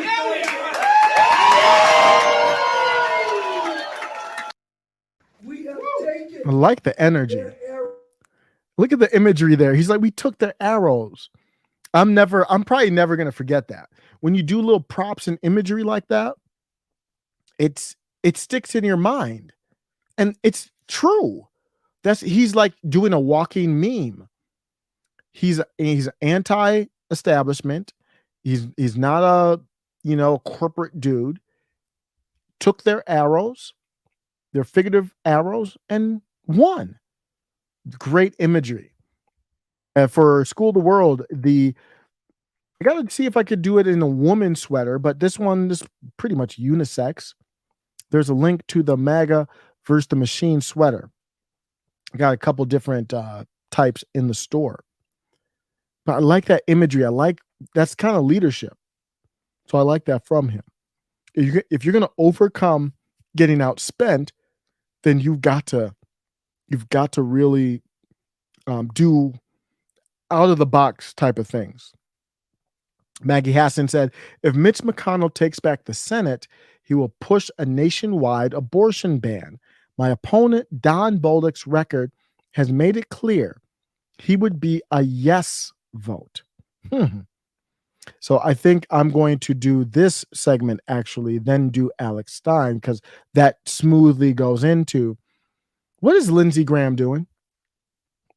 Did anybody ask Lindsey Graham to introduce a bill to ban most abortions nationwide after 15 weeks? Did anybody ask him to do that? I don't remember anybody asking him to do that right now. That is Lindsey Graham. So he did that. And look what the Democrat Senate candidate can do. They're running ads off of it. Same topic. This bill has no chance. What's the purpose of it, Lindsey? He's a snake. He's a lizard person. What he's doing is, forget about if you agree with that or not. I think it should be left up to the states, period. Lindsey Graham is putting that the abortion topic out there right before the midterms to undermine the MAGA candidates. That's why he's doing it. Absolutely. So here he is. He introduced the bill. The bill has no chance of passing, so it could only be a virtue signal. Period. Obviously, you couldn't get the votes to pass that bill because it has to pass through the House and Senate. So why would you do this coming up to the midterm? It's not about if you agree with him or not on that topic. It doesn't make sense. The abortion topic is the only topic that the establishment corporate shills are really hanging on to. Do you need any more proof? I mean, people in the chat probably don't, that Lindsey Graham is anti-MAGA. I'm trying to imagine what Carrie Lake would say if she was running, well, if she was kind of in a national spotlight, or DeSantis, to be able to really go at Lindsey Graham. We got Blake Masters. Blake, I haven't heard, I don't know if he's come at him for that. Blake Masters looks like he had to pivot a little bit on abortion to match Arizona. For me, I'm perfectly fine with that. You got to come at Lindsey Graham and just completely annihilate him. He's just fake, like a fake MAGA, to just these snakes just to kind of survive, because he knows, oh shoot, the country's kind of going MAGA. If I don't do that, Ted Cruz probably did the same thing. Even though I like Ted Cruz, he did the same thing, trying to be a populist. Lindsey Graham is a complete fraud, phony, fake. I don't like anything about this dude. So the bill comes less than 3 months after the Supreme Court overturned Roe v. Wade. So he's just trying to light that fire back up. Do you need any other proof that the corporate Republicans and the corporate Democrats are the same party? He's putting that fodder up there for Democrats to beat MAGA. How? So MAGA has to back, I'm going to talk about that in a second, because I don't like MAGA's take on this. But he's trying to put them against the wall. This politics is a dirty game. Politics, dirty game, dirty world. It's just absolutely insane what happens with politics. Playing games with life or death and topics like abortion, just completely playing games with people. Lindsey Graham out of nowhere comes up with this bill. Charlie Kirk talked about this on his show, and boy, is just like normal. Isn't Charlie on point here? Now, I just want to reemphasize this. I am 100% pro-life. I am outspokenly pro-life. I am so pro-life that I'll debate anybody on the topic at any time. The only exception I could possibly imagine is life of the mother. And I will defend that position morally, scientifically, and biologically, and philosophically. But introducing a piece of legislation that you do not have the votes for, like not even close to having the votes for, it's not going to pass, is the only rationale is that you want this election to be about abortion? Yep. And if it was Josh Hawley, I would say, okay. Or no, I don't agree with that. Nah. Why would it be okay if it was Josh Hawley? For what? It still would have no chance to pass. It would still make, now if Josh Hawley, I think he has more genuine intent, I would just say it was stupid of him or something. Well, I would have to question his intent, actually, because he's too smart. I don't know why Charlie said that. I don't care if it's Josh Hawley. I don't care who does it. Whoever does it, to me, is a snake in the grass. And because who does that without coordinate? We're in the midterms. Like, who's going to introduce a bill from either party that doesn't help them in the midterms at this point, that has no chance of passing. Even if it did have a chance of passing, you would wait. If it was Josh Hawley, I would say, okay, or Ted Cruz. Why is Lindsey Graham 25 days out from ballots going out, galloping in and saying, we need a federal abortion ban? Really, where have you been, Lindsey Graham? It's a snake. That feels like election interference. Absolutely. And I say this as someone who is so pro-life. I would love a total abortion ban. 15 weeks is not enough, but I'm also not dumb. That's not constitutional on a sidetrack. I don't know how Charlie's getting there. That's not constitutional. It's up to the states. 25 days out from ballots going out, the Democrats are applauding. Thank you, Lindsey Graham, for making this issue They're already running ads on it. About abortion. They're enthusiastic that Lindsey Graham is now making this all about the one issue Democrats actually can win suburban women on. I wish that wasn't the case. I wish that the country was as pro-life as I am. So I'm going to criticize Maga on this one. And I think Marjorie Taylor Greene said that she wanted to codify to make it illegal. That's a bad position. I don't even want to talk about the morality of it and all that. It's not. Is that the hill you want to say? You know that you would never get enough power to save the country, whatever that looks like to you, for MAGA saving the country, if you stick on that topic. But you could save the country if you go with the leave it up to the states route. I respect your decision either way. For me, it's not even close. I think leaving it up to the states is the right decision, but obviously I would choose leave it up to the states and then get the power to do other issues. Leaving it up to the states makes you you can still say that you're pro-life. You can still say you think it's unliving someone, but then you have the flexibility that you don't let someone like Lindsey Graham or the Democrats, if you can articulate it, control your messaging and sabotage you. Because what Charlie Kirk is talking about there is, to me, appeal to authority to tell you what to think about this topic morally when it's not in the Constitution. MAGA, libertarians should have the position. I've been arguing with some libertarians who don't.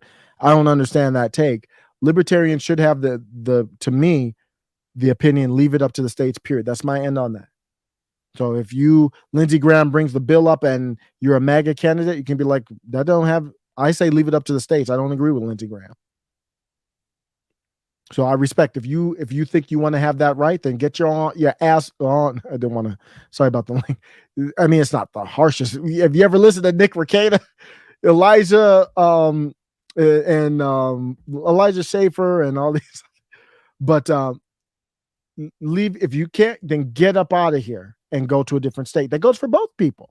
If you don't want it, if you don't want to be in a state where people unlive their fetuses, then get your butt up out of there and go to a different state. And that way, I think you can get through the topic. But this take on federalizing it, that's just giving the Democrats all they need to try and make this election not about inflation or these poor policies and all this other stuff. We're going to say, ooh, just hang on to that abortion issue. So let me know what you think about that. Am I off base or what? Let's get to Alex Stein. Oh, thanks. Thanks. School of the World just bought. I started off, and thanks for doing that. That's another way to support is you can go. If you don't know, I do have a store. And I started out the live talking about the grifties, and I haven't well, at least to like hawk something. I haven't grifted at all yet. So this is the sweatshirt. So I just have it on gray or white. And the white is a little odd. I only wear this to do live, so it's pretty clean and white. But let me share the screen to have that. Then I have some new stuff too. I'm trying to get my grift game on, and I'm gonna throw everything against the wall, see what sticks. I'm trying to obviously stay true to myself. I was talking with my nieces and nephew this past week or so, and they're younger, anywhere from, I don't even remember their ages, 10 to 13 or something like that. And I was telling them, like, part of life, we're talking about a lot of deep stuff, but in a way that's okay for kids. And I was telling them, hey, part of life is, and part of I don't know how we got on this topic, but part of the challenge, at least for me, for life, is trying to find something to do as a profession that you love and want to do, and you can eat off of it. And the challenge is, when you look at money, to me, you can never have too much money. I do remember how that came up. My dad was like asking the kids, these young kids, how much money you got saved up, because he's trying to instill on them. And that's a conservative value. Like, you got money, how much do you have saved up? And I came in and I said, and they were kind of confused, because they're like, we got, I don't know, a couple $100, and that's a lot of money, right, to a kid in their bank account. And I was like, you can never have too much money. It's just not possible. Here's the balance, though.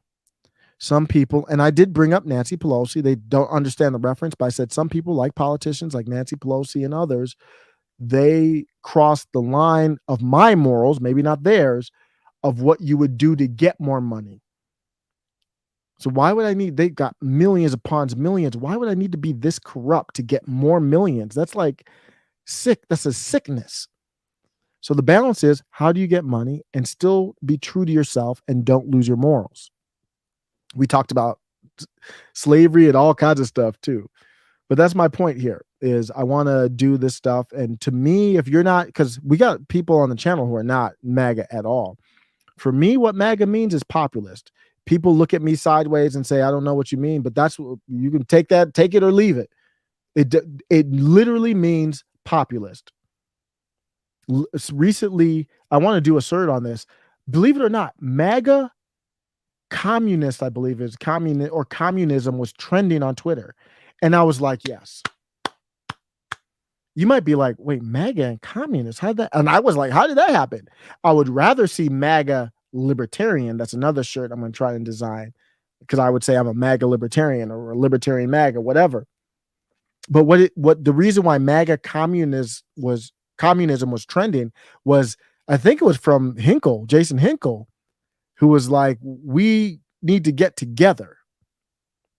So that's the kind of thing where it's like, okay, if you can grift off of that, that supports my mission and everything.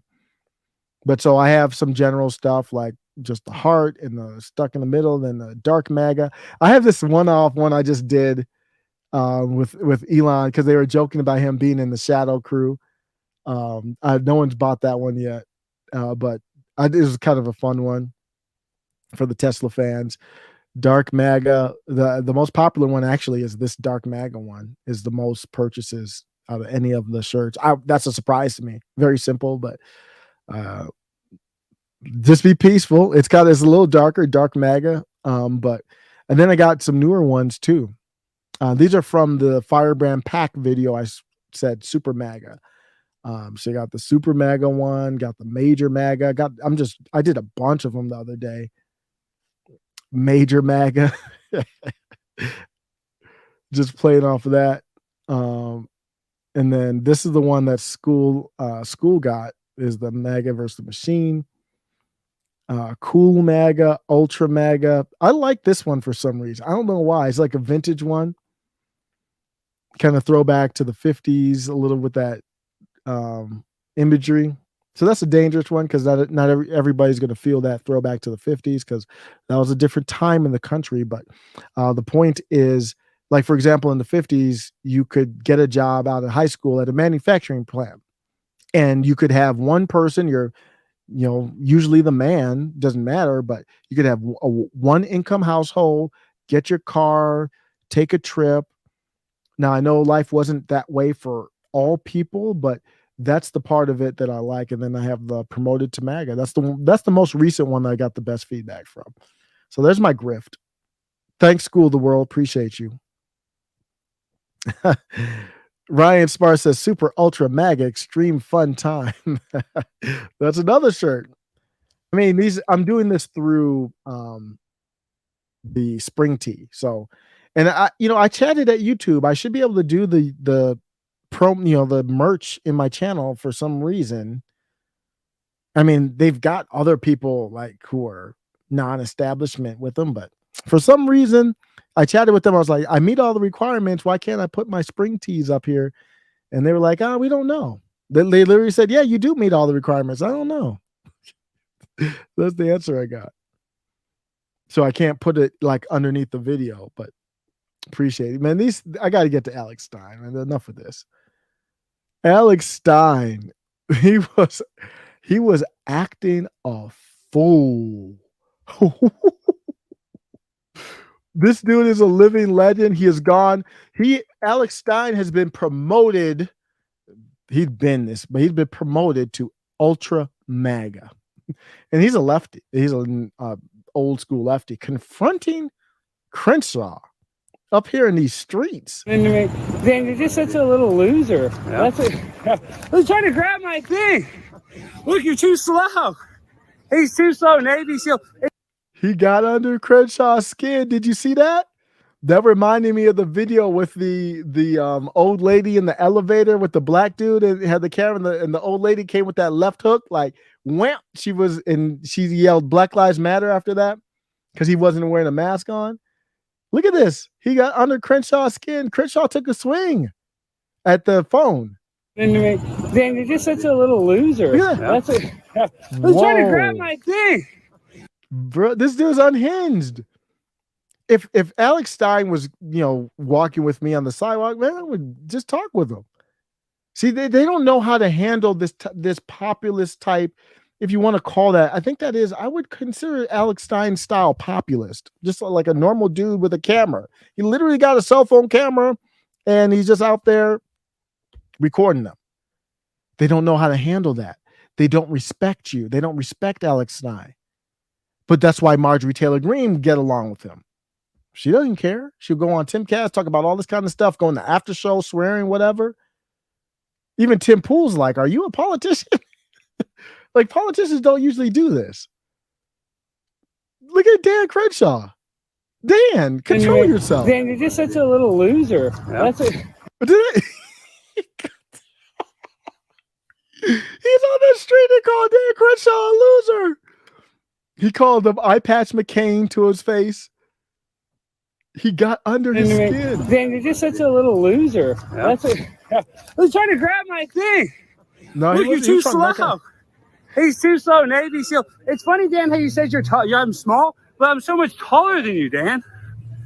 I'm so much bigger than you. You're just a little sad little boy. I'm the little one. Imagine me calling you out because you're a globalist. Oh, I got a job. I work for the Blaze. I make a lot of money. Yeah, I do. Yeah, I do, Dan. Yeah, I make a lot of money. Yeah, I'm a loser. This is the guy who tells veterans about their service. Yeah, because those are weapons of mass destruction that didn't exist. So I'm anti-war. Yeah.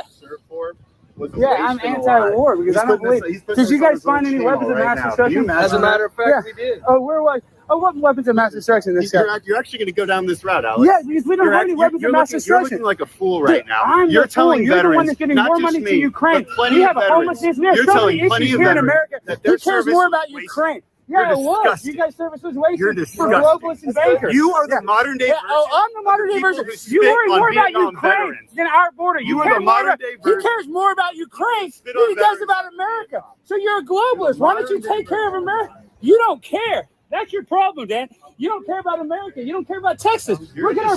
Do you think there's an invasion? You used to be a comedian. Is there an invasion on our border right now? You used to be a comedian. Is there an invasion on our border right now? Maybe you should go back. I still am a comedian. Is there an invasion on our border? Will you admit that there's an invasion on our border? There's an invasion on our border. Yeah, but you won't do anything about it. But why do you give $80 billion to Ukraine? Why do you give $80 billion to Ukraine? I think you're getting the numbers wrong there, buddy. Oh, what are we at, $100 billion now? No, it's not even close. What are we up to now, Dan? And they even say none of those weapons even go to the front lines. So why don't you start caring about America? Actually, they do. You don't care about America at all, Dan. You're a globalist, you're a traitor, you're a dwarf. There's Dan Crenshaw. Come on. Come on, the dude. modern day version of the people. Oh, I'm a piece of shit. You're the one that's a globalist. You're killing young children for no reason, sending them to war for nothing. I got to be ID'd, right? Yeah, you're harassing a member, an officer, arrest, remember? Am I under arrest? No, you're being stopped in the highway. So not right now. You're being stopped. I just need some identification. You can hand it to her. Thank you. For future reference, when you're wanting to interview members, you cannot physically stop them from going their way. I'm not trying to talk back. I didn't physically stop anybody. I'm just letting you know from what we were getting from members of the public was that you. I don't care what you got from the public. I wasn't stopping. It's on video. No, I don't. Is that Capitol Police? Yeah, Capitol Police. They don't play. That's serious. Alex Stein has a lawyer on the beck and call ready because he knows he could get cuffed in any second. FBI probably going to be pretty soon. I'm not trying to talk back. I didn't physically stop anybody. I'm just. I hope Alex Stein is clean. That's the other thing. Like you do stuff like him and rise to that, they're going to try to out stuff, and who knows what's going to happen because he's getting a lot of attention. Letting you know from what we were getting from members of the public was that you were harassing members that were trying to go back and forth to their votes. You are not allowed to do that. So I'm going to let you know the rules and the laws that you are being told that you are breaking. And I'm going to let you know that that's what you cannot do. Okay, am I allowed to leave? You are allowed to leave. Okay, thank you. Thank you. This is just trying to ask politicians some questions, and then they come and detain me. What a joke. So let's have a good discussion here, because the discussion about Eric Smith just woke up. I'm still live. Yeah, I'm still going. Yeah, a little 2 hours. I'm almost done. Thanks for stopping back in. But there's people who were like, the discussion. One of the discussions with Alex Stein is, does he cross the line or not? Do you agree with it or not? I said with the big booty Latina incident when he walked up on AOC. For me, there's no right or wrong here. For me, that crossed the line. I wasn't cool with that. It just was too. I think it was just the optics of he's a tall dude. He's over 6 feet tall. The optics of coming up on a woman like that is just not something I can support. So that doesn't mean I don't like Alex Stein. And he's going to cross the line. So I think Tomorrow said, I like Alex, but I thought this was over the top. So maybe Alex isn't saying he crossed the line. It just wasn't effective for him. That's a different thing. But, and Dan needs to get out there and talk to real people. I think this was good. I do. I fully support this one. Why aren't why is he the only one out there? That's my question. There's no other journalist. When's the last time you've seen a journalist run up on Dan Crenshaw or anyone? It's very rare. The last one was Max Blumenthal from the Gray Zone, rolled up on, I forget her name, in Florida, stumbling and bumbling over the Ukraine war. It doesn't happen like it used. I mean, it should happen very often. He rolled up on him and said his piece. To me, he didn't stop where he was going. He was actually looking at the camera and recording. Where's the law that's being broken here? Maybe there is. I'm not a lawyer. I don't know. But they didn't arrest him. And that's the Capitol Police. They don't play. I fully support it.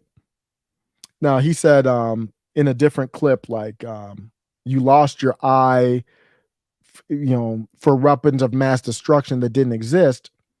And he kind of conflated the Afghan, because I believe Crenshaw was in the Iraq war. That's where the weapons of mass destruction came after 9/11 that just happened. We came up on Afghanistan. Then they sold us on Iraq in 2002. Then we went into Iraq in 2003 on the weapons of mass destruction. And so I think he served in Afghanistan. So that's why. So it wasn't technically right, but Afghanistan and Iraq, I kind of conflate them, and for good reason. They both kind of came up at the same time for the same type of reason. So he was right there. And Dan Crenshaw says stuff on Twitter.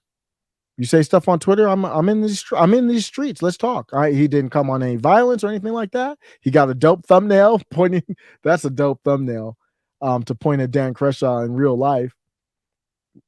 Like, these politicians work for us. They're more and more working virtually now. One of the first things when MAGA gets in power, I want to see MAGA say no more virtual work or limit that. No more of that. Come into the office.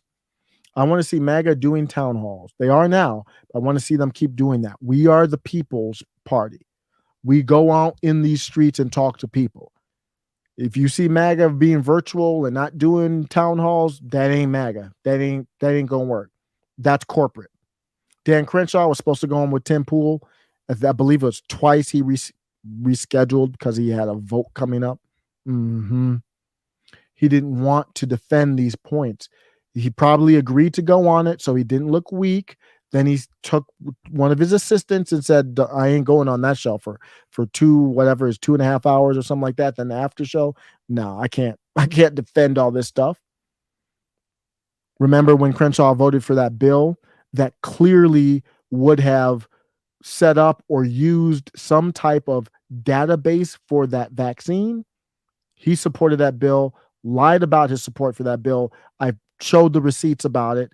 That's the kind of person we're dealing with here. You're gonna love what Eric Swalwell got rolled up on too, and boy did he get rolled up on. He never got these type of questions. If you think he crossed the line there, I think this one's really going to be too much for anyone in the chat, and maybe you might be surprised or not. I don't consider this crossing the line. I do not at all. I'm fine with this. Maybe I'm being sexist because I would not be okay with this going at a female representative. So maybe I'm the one with the prejudice, but because I said the AOC was out of line, this is way beyond the AOC, and I'm fine with it. Eric, is this Fang Fang the Chinese spy, Eric? Remember when you slept with that Chinese spy, Eric? Why don't you ever talk about that, Fang Fang? Remember you're banging Fang Fang? Did she give you anal? People are saying that she gave you an insertion. Is that true? This is the guy's banging Chinese spies. Nobody investigates you, Eric. Why is that? Nobody investigates this guy banging Chinese spies like it's no big deal. That was so surreal. I gotta see that again. This is how it starts off. Alex Stein starts off. There's this, of some woman walking close to him. Alex Stein starts off like, "Is that Fang Fang?" Eric, is this Fang Fang the Chinese spy, Eric? I give Swalwell a lot of credit, man. He didn't even change his facial expressions. That's pretty impressive. Remember when you slept with that Chinese spy, Eric? Oh no! So he got a little smile. He got a little smile out of him. Alex Stein, he rolled up on him. Was like, man, remember that time? Remember that time you slept with the Chinese spy named Fang Fang, and you're still on the House Intelligence Committee? That's not going to happen anymore after midterms, Swalwell. Eric, remember when you slept with that Chinese spy, Eric? Even Eric had to smile, like, yeah. Eric had to smile. He was like, yeah, she was cute too. Look at that. That's that smile. He was like, yeah. So he couldn't joke with that, but I think Eric would have wanted to joke back with him. So you can't, because he literally slept with the Chinese spy. Like, that's a fact. Well, I don't know about the sleeping part, but he was in a relationship. Nobody knows what, happened there. But so he can't really joke with it though, because it's like, it's a serious thing. If you joke with it, it makes it look like you're making light of it, basically. And when you look at Fang, I think he's smiling because he's probably thinking he's like, I kind of miss Fang Fang. He's talking about some good times. He's probably like, those were the good times when Fang Fang was around. So Eric, let me see if I have. Okay, let me see if I can get a picture of. If you haven't seen Fang Fang, most people probably have, but just in case, hot or not, I think she's probably the best out of you. Looking at Karoline Leavitt, and we were looking at, who are we looking at? I forgot. We're looking at the second one for hot or not. I think she's the hottest one for the show. It's Fang Fang. There she is. There's Eric looking like a high school picture. Is that Eric Swalwell? Is that him with a Chinese spy? Did that really happen? And is he still on an intelligence committee? I'm not saying he necessarily did anything wrong. I'm not saying he was compromised though. Like I would think that's probably out of all the committees that he could be on, probably the one you wouldn't want him on. So the reason why he's smiling is like, do you remember these were probably good times for him? In a way. Is that her there? She does that. She looks different in that one. I haven't seen that picture of her. But that's probably why he's smiling. Like, yeah, that was kind of. He's like, I can't talk about it, but now that you mention it, Alex, yeah, it was a good time. And there's the smile. Alex Stein got the smile out of Eric Swalwell about Fang Fang. He tried to keep it. Look at him. He looked like Agent Smith right here. See, he held it together. He heard him say Fang Fang at this point, and he held it together. So what made him smile? Remember when you slept with that Chinese spy, Eric? Yeah, he was like, yeah, I remember it. It was more than once. Do you ever talk about that? And then he tried to wipe the smile. See, he's fighting the smile back. Look at him. He's trying not to smile. Fang Fang? See, then he mouthed something there. I didn't notice that. Looked like he mouthed something there. Maybe he's probably like, get it together. Wipe that smile off your face. Eric, why don't you ever talk about that? Fang Fang? Remember your... Oh, he was saying hi or something to that dude, maybe. What is that sign? Bring Ridge home. I don't know who Ridge is. Why don't you ever talk about that? Fang Fang? Remember you're banging Fang Fang? Did she give you anal? People are saying... Oh my gosh. I don't know how he kept it together after that one. Not that I would have been, it's just silly. Like I wouldn't have been angry at it. It's just like, oh man, dang. Alex Stein's on some different stuff. I guarantee you Eric Swallow never heard that before. Did she give you anal? People are saying that she gave you... He had a little reaction. Insertion, is that true? Then he got serious and she's like, oh damn. What am I getting into here? This is the guy's banging Chinese spies. Nobody investigates you, Eric. Why is that? That's a good question. Well, I think they did. FBI did investigate it. But nobody's coming up in his house or anything like that. Nobody investigates this guy banging Chinese spies like it's no big deal. Yeah, he was cleared of it. Oh man. What do y'all think? Was that too far? I didn't even get to see the comments. What do you think? Was that too far? Was that over the line? Or they had prom. That prom pictures, that's the classic one with him and Fang Fang. Weren't they kind of cute together? There was a cute little couple, man. Sad that a compromised situation. Yeah, I studied very little Mandarin, just like the intro class at a community college. I don't think that's her real name. When I looked it up, I saw that too, and I was like, "What is that? That don't even sound right." I don't even know. I don't know. I would have to look into it again. But the term Fang Fang, it came out of somewhere else. So that's not really her name. I forgot how that came to be. But yeah, it doesn't even sound like Mandarin. Doesn't even sound right. Oh, School of the World. See, School of the World now. School of the World said riding the dragon. Wow. Hike Martin said bang fang fang. That's what happened. Ryan Smart said Swallow getting pegged. Alex Stein is a genius, man. He just makes stuff up out of thin air. I never heard anything like that. He said once, I played this clip in the live.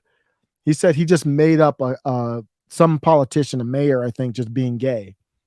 He just called him gay. Just made it up. Just to throw. See, he's trying to get a reaction. And that's what he's doing there.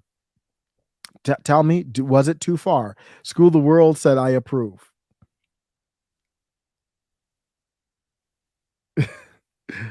Oh, my goodness. Hike Martin says the FBI investigated themselves and found they did nothing wrong. There we go.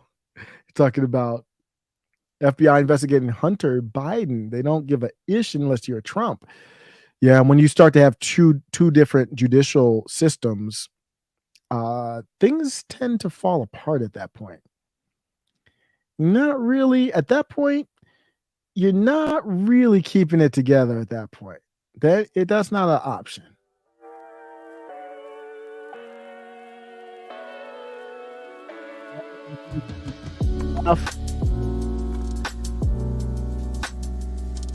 At some point, these people need to be mocked, ridiculed, and ostracized.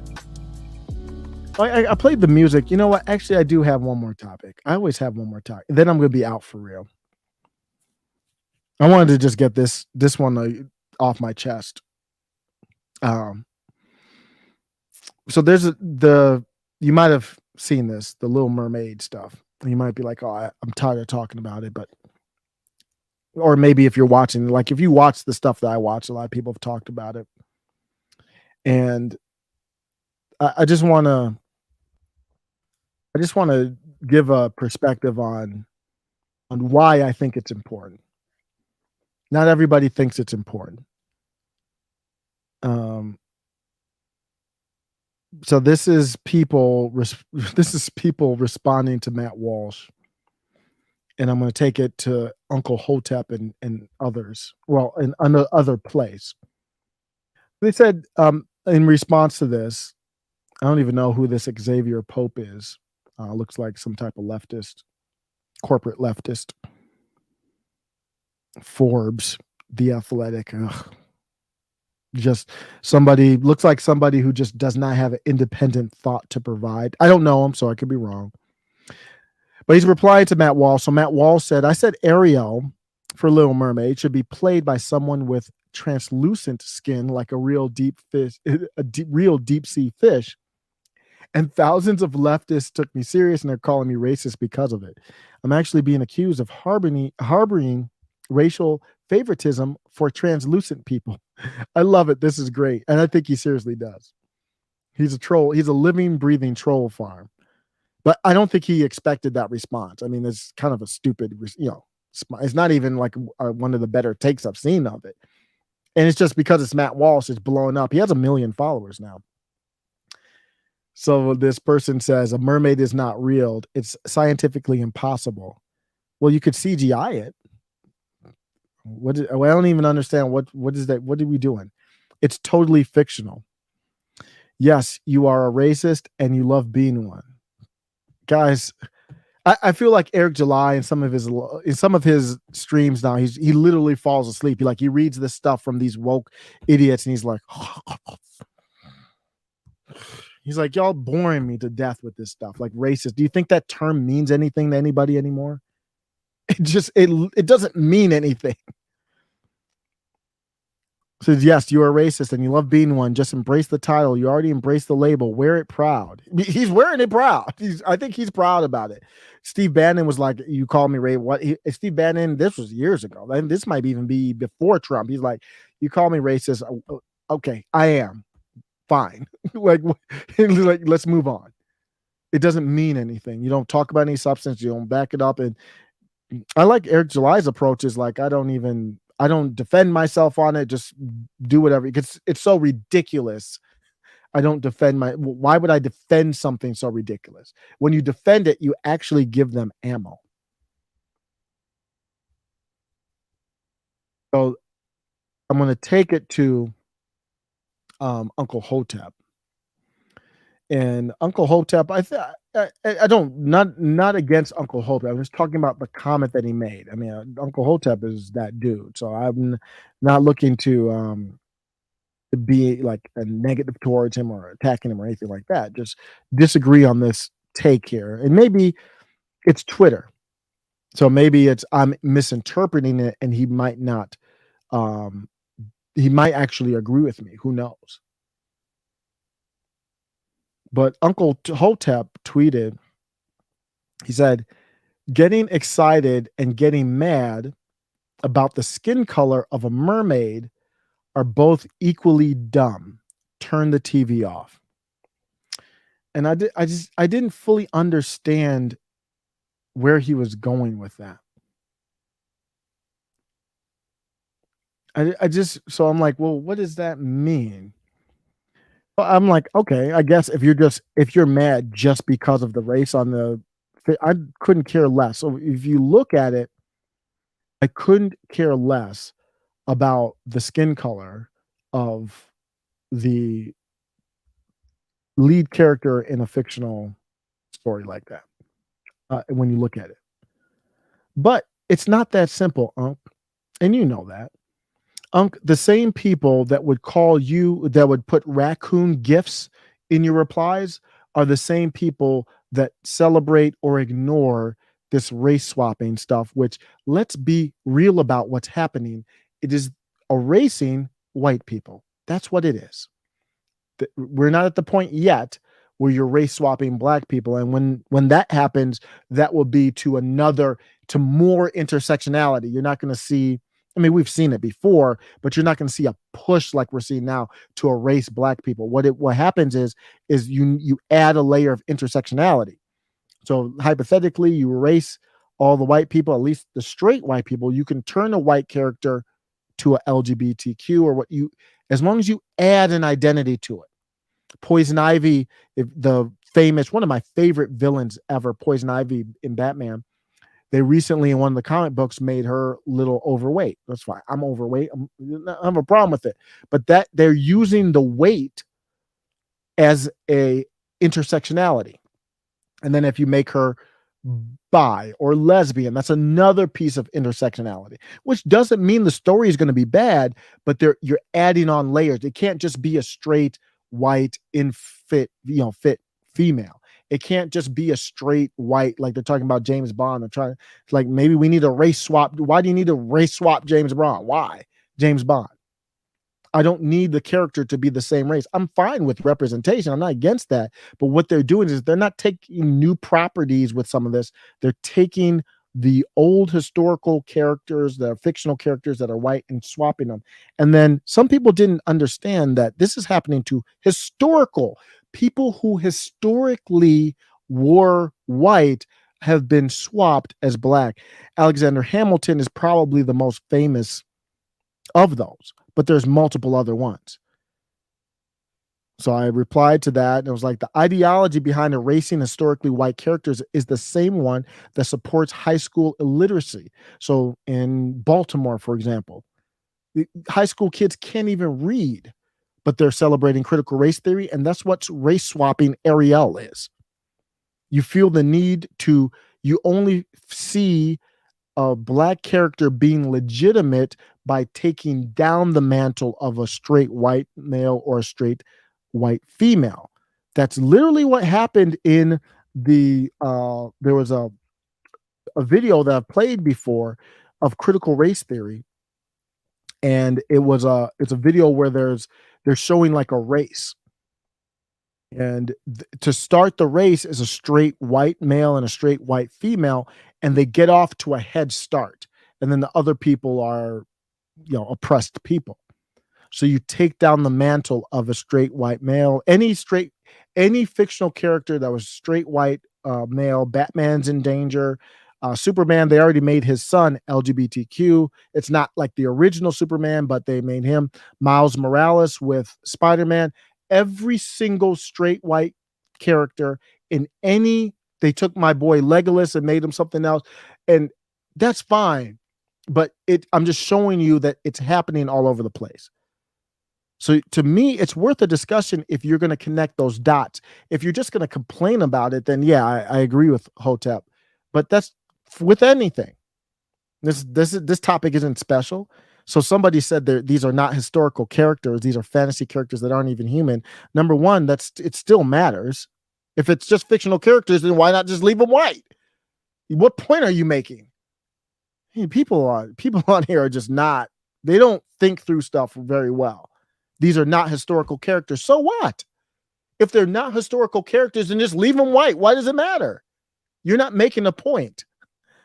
But then, I was going to bring up some of these examples of white, like real historical characters, and I didn't get a reply because I like to do this to see, like, is it even worth trying to show you that you're wrong? No reply, which whatever. But I also kind of went a little bit deeper with this, and a lot of people were agreeing, please turn the TV off. And I will say this. I will say turn the TV off if this stuff is becoming detrimental to your life. I was watching Ian Crossland, who I think is brilliant and underrated, famous obviously from Timcast IRL, and he was on with Jack Murphy. It was a great interview, and he brings this up a lot on the show and everywhere. But he said, I took the red pill and I was so far down the rabbit holes, and I saw this and I found out about the Federal Reserve and all these different things that are like, wow, you can see everything now. And he got to the point where he said, like, I almost wanted to unlive myself. And that's toxic. So I would say turn the TV off, go away. I do have another channel where I talk no politics. I only have so much time to upload, and I'm doing I'm not going to give out the channels, just too many channels. I'm going to do a website where I'm going to have all the videos, kind of like banned video. That's what I'm going to try and copy off of that. So I'll just say, go to the website. I might call it Middle Maga. I want something that, even though it's kind of corny, it's easy to remember and say. But I'm working on that, and that you'll see stuff that's completely has nothing to do with politics. Got to balance it out. If I feel like it's becoming negative, and I've talked to some people in real life, nobody online, but I was like, I don't want to get you down. That's not the goal here. They want you demoralized, I am not going to be demoralized. That's why I like listening to Is Salty Army still here? I know this is late night and I'm just rambling. If anybody is in the chat from Salty, I love that dude, because I go to his channel and he's talking trash. He's uplifting. He mocks these people. Alex Stein, you laugh at these people. And if I feel like I want to see politics and I want to be uplifted, I'm in Salty Army's chat. Love that chat, because he's uplifting, in my opinion. So the people liked it, but I was like, Uncle Hotep is that dude, but I'm disappointed with him over this one. If our entertainment industry is willing to race swap fictional and historical figures, but who cares? Say there's not that many historical, because I can only think of a handful. Let's just keep it on fictional. Okay. If they're willing to race swap a fictional character, like you had Batwoman, this TV series is a black and lesbian, like, damn. And if they're willing to do that, the natural question is why? Why are they doing that? I need an answer to that. No one's going to give you an answer. There's no one person to go to for an answer, but that's okay. If you say that it's not worth talking about, and I'm silly talking about Ariel being black, and I don't care. I'm going to talk about that in a second. I don't care that she's black in a way it's worth talking about, and I'm going to explain that. But the question is why? When you dig for that answer, you start to understand why people are concerned, like myself. Unc knows this as better than anybody. Unc, tell me why they're swapping out white people. Why are they doing it? So Raquel Russell, who's great on Twitter, I'll shout out to her, said, okay, but swapping historical characters versus swapping fictional hits me different. I respect that, but disagree. Swapping for historical fiction is sometimes sketchy too. Always good to consider whose history are they erasing. Swapping the race of a historical character is inexcusable, period, for me. I don't want any part of anything where you're race swapping a real historical character. Does that make any sense? Do you want to see a white George Floyd? What the hell does that? No, they wouldn't do it that way. But do you want to see a white Martin Luther King Jr.? Does that make any sense? No, it doesn't make sense on any case. Here's what I mean. On a micro level, so on a small level, just like to watch a movie, I couldn't care less if Ariel's black, whatever race, color, I don't care. Could be a cartoon. We're talking about a cartoon, remember? So on the micro level, couldn't care. On a macro level, it's a whole different thing. That's when you start saying, okay, what's happening here? Their YouTube promo video for the movie got over 2 million downvotes. So your customer base tells you they don't want it. This is Disney. This isn't some guy in their basement like myself who's just doing this to get stuff off their chest. And hey, if you get downvoted, okay, making no money off of it. That's not the case. This is a business, a huge corporation, over 2 million downvotes. And assuming that those are true, I don't think they're bots. Assuming that's true, nobody wants it. Nobody asked for it. So this is an example of force. That's what this is. This is Disney saying we will force this upon you. And if you're a libertarian, you should be concerned. Nobody wants it. Nobody asked for a black Ariel. Black people can look at a white Ariel and still enjoy a movie. There's plenty of black characters elsewhere. Make a different movie. That's perfectly fine. Start something. Wouldn't you want something fresh? That's embarrassing. That's absolutely embarrassing to rewrite. My wife is white. Could you imagine somebody rewriting our story with my wife being black? What the? That's pretty much what they're doing, fictional or not. So they're trying to force something down our throats. And I said, Disney's approach is antithetical to free market principles. Free market principles are, I've got a business. I am going to make something for my consumers to maximize revenue. That's free market. That's number one in the free market. But now you're seeing all these different stuff. Like you even see on Shark Tank, it just represents the business world. But back in the day, nobody talked about, oh, what's your business social aspect? So then now these businesses, they'll make shoes and then they'll say, we'll give 10 cents to Africa or something like that, which is, I'm not saying it's bad, but that's not a free market principle. Well, they're trying to say we're a good company, come with us. But in the free market, you say, I'm a company, I'm making money. If we might donate to a cause or something like that, but we're not going to make that a part of our business plan. So it took that, which wasn't that bad, and now they took it to another level. That's the start of ESG. So that's how you can do a corporate credit score potentially. And to me, freeze out. I always look at Eric July, and he made $3 million on his comic book. I should be getting one a couple soon. I can't wait to do reviews on it. But you could shut them out somehow. They are tracking gun purchases on certain credit card companies. Well, then why can't you track if somebody's a hate person or not? PayPal shuts down people because they think they're hateful. What? Who's deciding that? Didn't break any laws. That is not free market. ESG is not free market. The environmental, social, and government score, which is basically a social credit score for businesses. So this would be like a restaurant with ties to the deep state. And I say that because literally from 1940 until 1966, Walt Disney served as a secret informer for the Los Angeles office of the, wait for it, the FBI.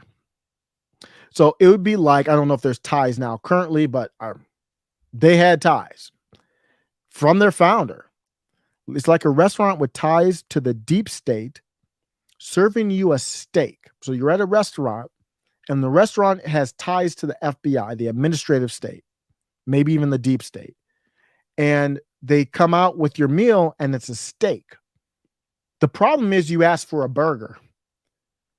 After you tell them, I wanted a burger, I'm in the mood for a burger, the steak looks great. I have nothing against steaks. I'd ask for a burger though. After you tell them that, they label you a steak phobe. This is frightening. When you look at it from a macro level, what is happening is absolutely frightening. It is a frightening attempt at controlling a populace. So they try to control you. And then you say, especially if you're white, I mean, you say, well, I don't know if I really wanted that. Racist. What company would hire somebody who's a racist? If that is something that I talk about, who cares, whatever. but you still have this danger of a stigma, hate speech. If you go for a job interview, you say you're using your real name online. Somebody could look up, oh, they didn't like Ariela's Little Mermaid. Or you look up, somebody called them racist. I'm good on hiring them. This is not sustainable, and it has to stop immediately. This is not a joke. This is not some frivolous thing. I know you can laugh about it and all this kind of stuff. When you look at it at a big macro level, it is very serious. This is control. This is an attempt at dominating somebody. So when you look at this on the surface, you see the race of a main character and you're like, who cares? A normie. Oh, what are you talking about? Who cares? But it's like you're taking the sewer cap off. So this surface level is above the sewer cap. And you're like, I want to look at what's under there. Or what's under there? What's the underneath thing? Why are we doing this? And you look under it and it's a bunch of bad guys and evil intent. That's what's happening. And then you say, well, I looked under there and I question if those are good guys or not. And I'm worried about if you open up the sewer cover and all these people come out, you're just hiding it behind this surface. Like you don't care about illiteracy in Baltimore, but you are fighting to the death for a black Ariel. And then now you're racist or you're not black. That quick. So I said on this as well. Well, I can't find it now. I did a couple replies. YouTube used to let you see the downvotes. As a creator, you can go behind the scenes and see them, but they're not public anymore. YouTube started hiding that to me because they knew Joe Biden. They knew corporations were going to do things that people didn't ask for or want against the principles of a free market. So I think that is proof of a cover-up and intent. So they tried to hide behind it and say it's for the well-being of people. Nah, I'm not buying it. Does Joe Biden didn't do it for common people and leave it up for corporations and politicians? No, you could do that. I interpret that as a cover-up and proof of intent. You have to use a special program to see what the downvotes are. They know things will be forced upon people that they don't want. So when you go to that restaurant and you order a steak and you get a bag of crickets, it was funny when it was the race of a character. It's not so funny when you say, I want something else. And then they say, your social credit score is not good enough. You get a bag of crickets, eat those crickets, and maybe you'll get a better score in the future. I think it's intent. I think the cover up is, to me, it proves intent. You know what?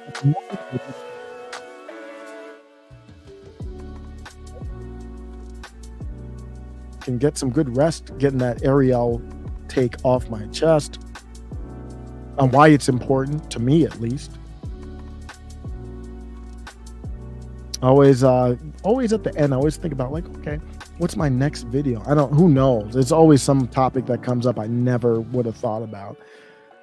But I do not agree with Ron DeSantis on the voter fraud thing that he did.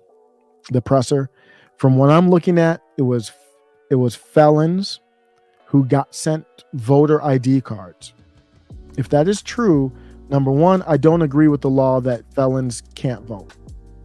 If you've done your time for a crime, you come back to society, you should get all your rights. Second Amendment, all of them.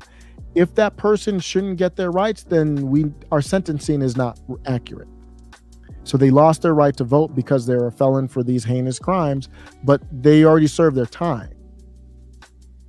And then the government sends out a voter ID card. I have to look in it because I don't trust any media now, but it looks accurate.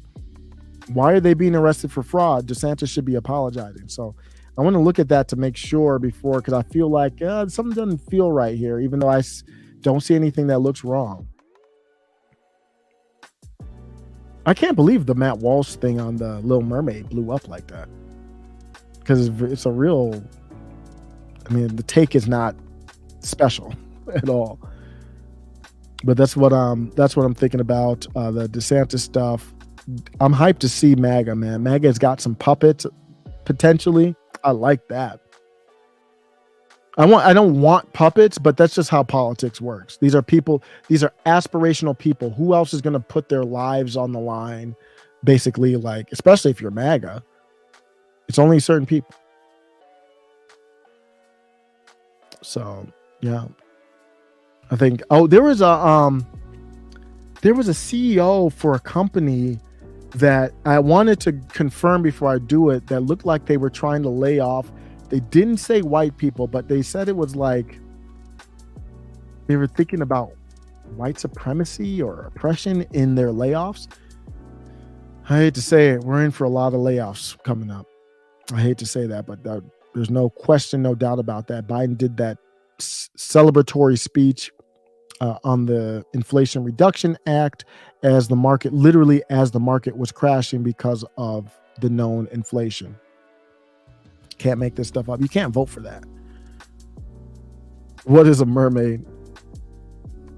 Yeah. What is it? Home Depot went woke? Oh, yeah. I did see that. School of the World. The training, I believe it was. Yeah. That's becoming like the new standard.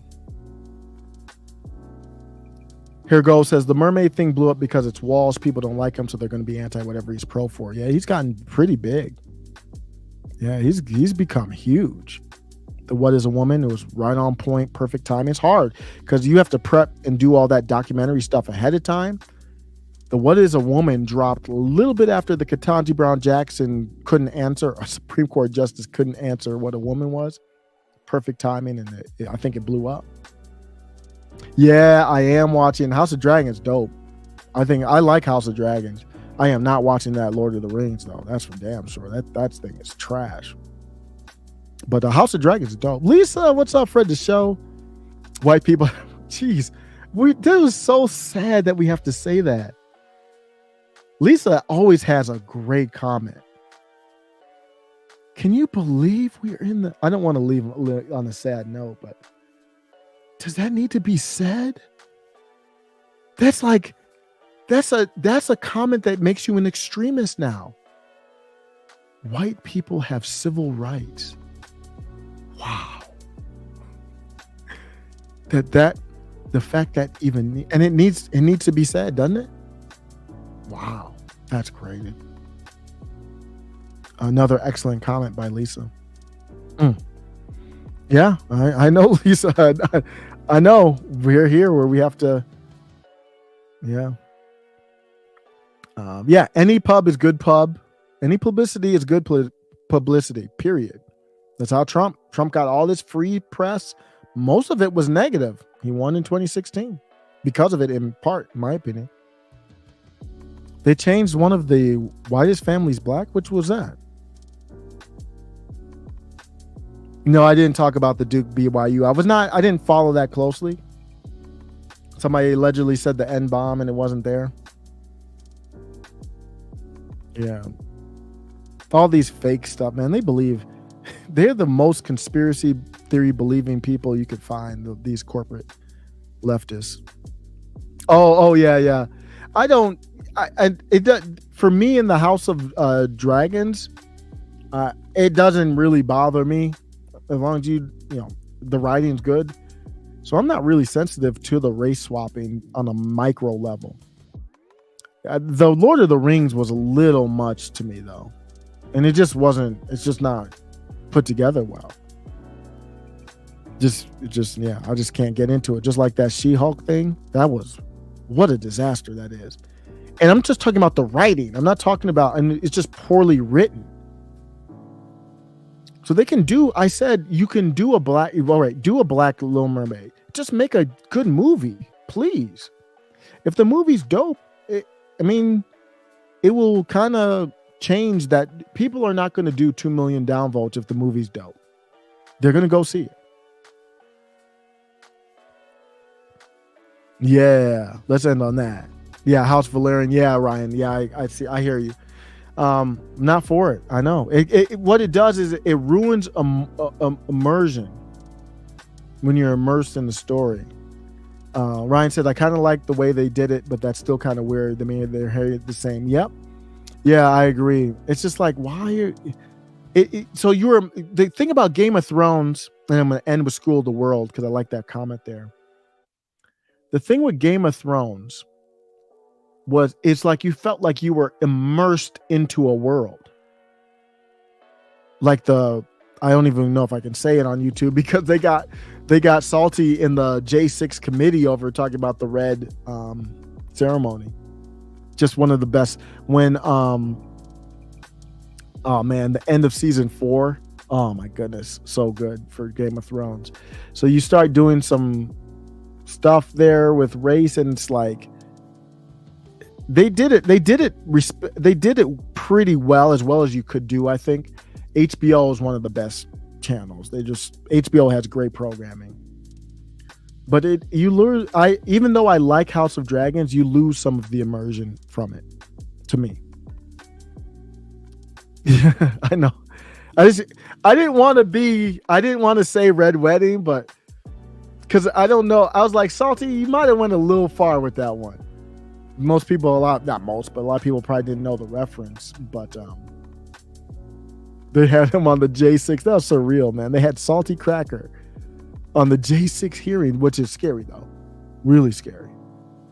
Get them the hell up out of here. Let me leave with School of the World. That's what School of the World was talking about. Yeah. School of the World said when you're an ideologue, you lose your creativity. That's what's happening. Exactly. I was chatting with somebody and I'm like, they were like, I forgot what they said Hollywood lost its creativity. So I'm like, what? Do the why. Why are they race swapping? And somebody said, well, they're just lazy. They lost their creativity. I was like, that doesn't answer the question. Hollywood is supposed to be the hub of creativity. All you did was create a new question. If I go why, I don't think they lost their creativity. I think they just put their ideology ahead of their creativity. But let me just go, who knows? Maybe you're right. Maybe they lost their creativity. How could Hollywood, who's supposed to be the hub of creativity, how could they lose their creativity? You didn't answer the question. You just came with another. Made me have more questions. How could the hub of creativity lose their creativity?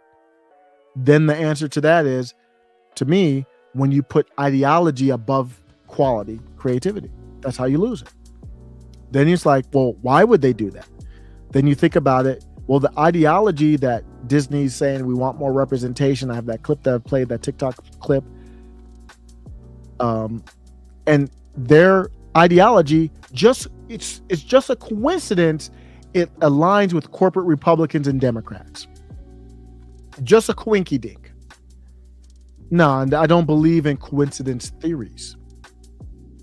So now you just like 3 degrees of separation. Now you've went from a black Little Mermaid to a big corporation who has a monopoly on part because of the government allowing them to have a monopoly. And they have literal ties from their founder to the FBI, has the same ideology as corporate Republicans and Democrats. 3 degrees of separation to get there. So let me end with School of the World. School of the World had this here. Let's go. We're going to give them a butt kicking in November. Believe it and vote. Absolutely. Go vote. There's no other. I mean, that's why I'm doing these MAGA shirts. Whether you think MAGA's populist or whatever, there's no other option.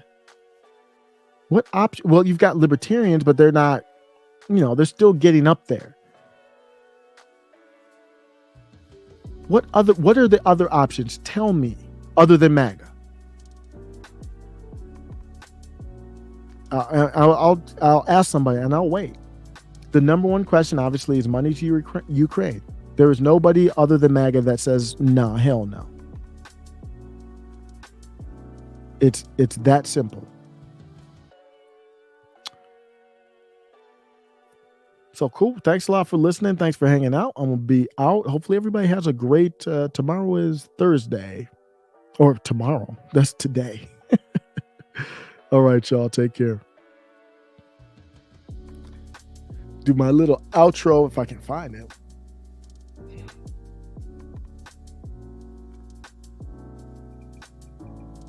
Let me see. What is this? Oh. I'm doing all these. I don't even have my outro ready. I'm trying to do a lot of different stuff. I'm going to be converting over to Streamlabs I'm using StreamYard. Like I think that's what like Destiny and Vosh and them use, but there's some more flexibility I like. I just have to get used to it. I'll probably test out some members only videos with that new thing. It will help me get my grift on better. Let's just say that. So I'm going to be going to that.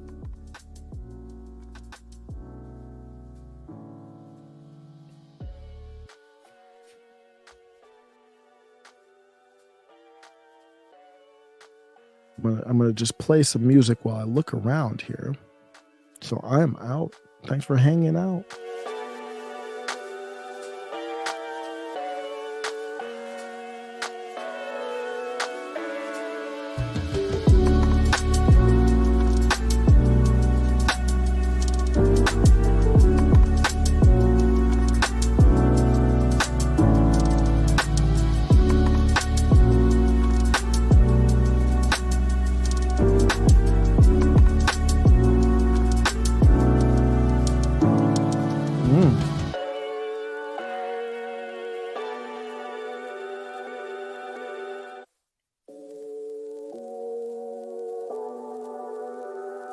Oh, Fetterman. Oh,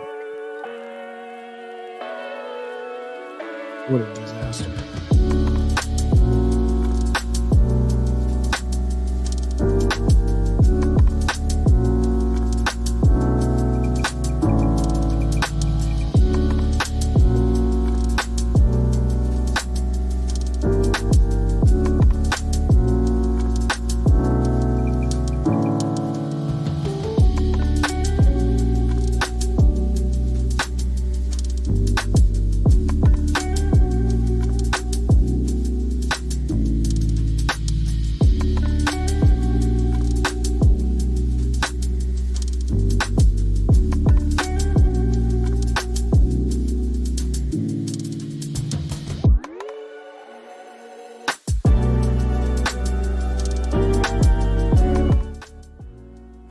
This dude Fetterman, my goodness.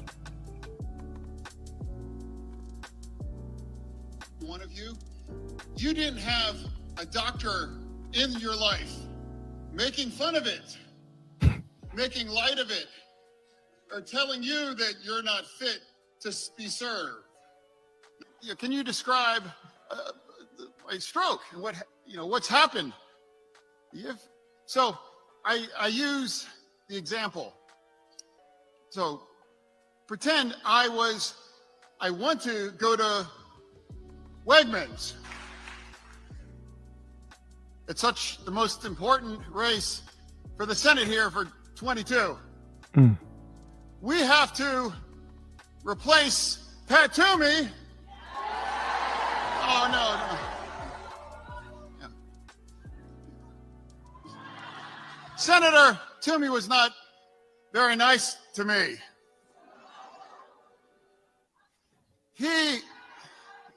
Pat Toomey is a miracle. He had a chance to match me up again.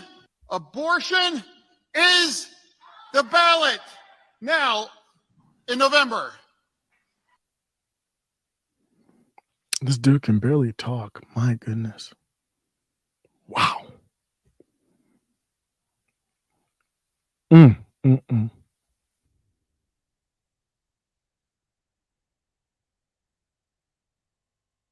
Yeah, they accused Greg Price of doctoring the videos of Fetterman. He didn't doctor it. He just took the clips of where he didn't sound right. They tried to reach out to Twitter and whoa, I did not see this. Whoa. They tried to reach out to Twitter to get them censored. Wow. There's no doctoring in the that's how he sounded so, and it's sad. The dude had a stroke. Am I on mute? Yeah. I'm really done. So I'm just rambling to myself here. The dude had a stroke, so it's sad, but he's obviously not fit to run. And I don't care about Dr. Oz. So they didn't have nothing to do with Dr. Oz. He's just not fit to run. And they tried to get him to ban it. Wow. Doctored videos. What does that mean? What does doctored mean? He edited it, clipped it, but it wasn't like it was like a deep fake or like a snip edit to make it look. It wasn't doctored like that. So they write the article. Wow.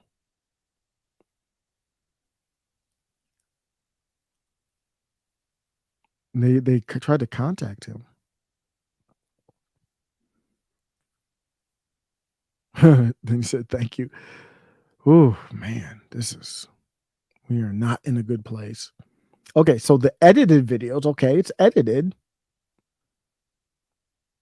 Wow, they're hiding the guy can barely speak. They're mad because it has all these views. And they're going after Price. Like, what did all he did was post the video. Wow. Twitter did not immediately respond to requests for comment. TikTok removed the videos that were flagged. Wow. Do you think I'm not even going to do the whataboutism. It's just stupid at this point. Wow. I don't know why I'm so surprised anymore. I still am. I don't know what's happening. There's nothing, doctored about it. Wow. Nothing's edited. Nothing's doctored. I simply took the things he said during the rally and edited them together into a supercut.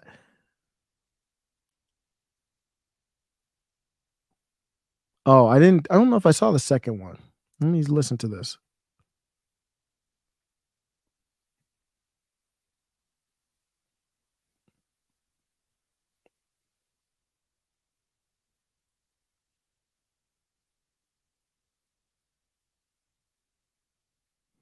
Oh, it's the same clip.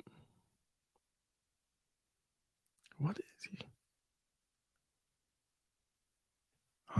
Oh man. That's tough to see, man. That's crazy. I am never if he beats Dr. Oz, Dr. Oz will never live that one down. Oh, Saki officially got see how she does on TV. I don't think she's going to be that good, but who knows? No, I mean, I don't know if doctored is a lie. What does doctored mean? Like when I do a clip and upload it of my own self, is it not a doctored video? Yeah, I'm out for real.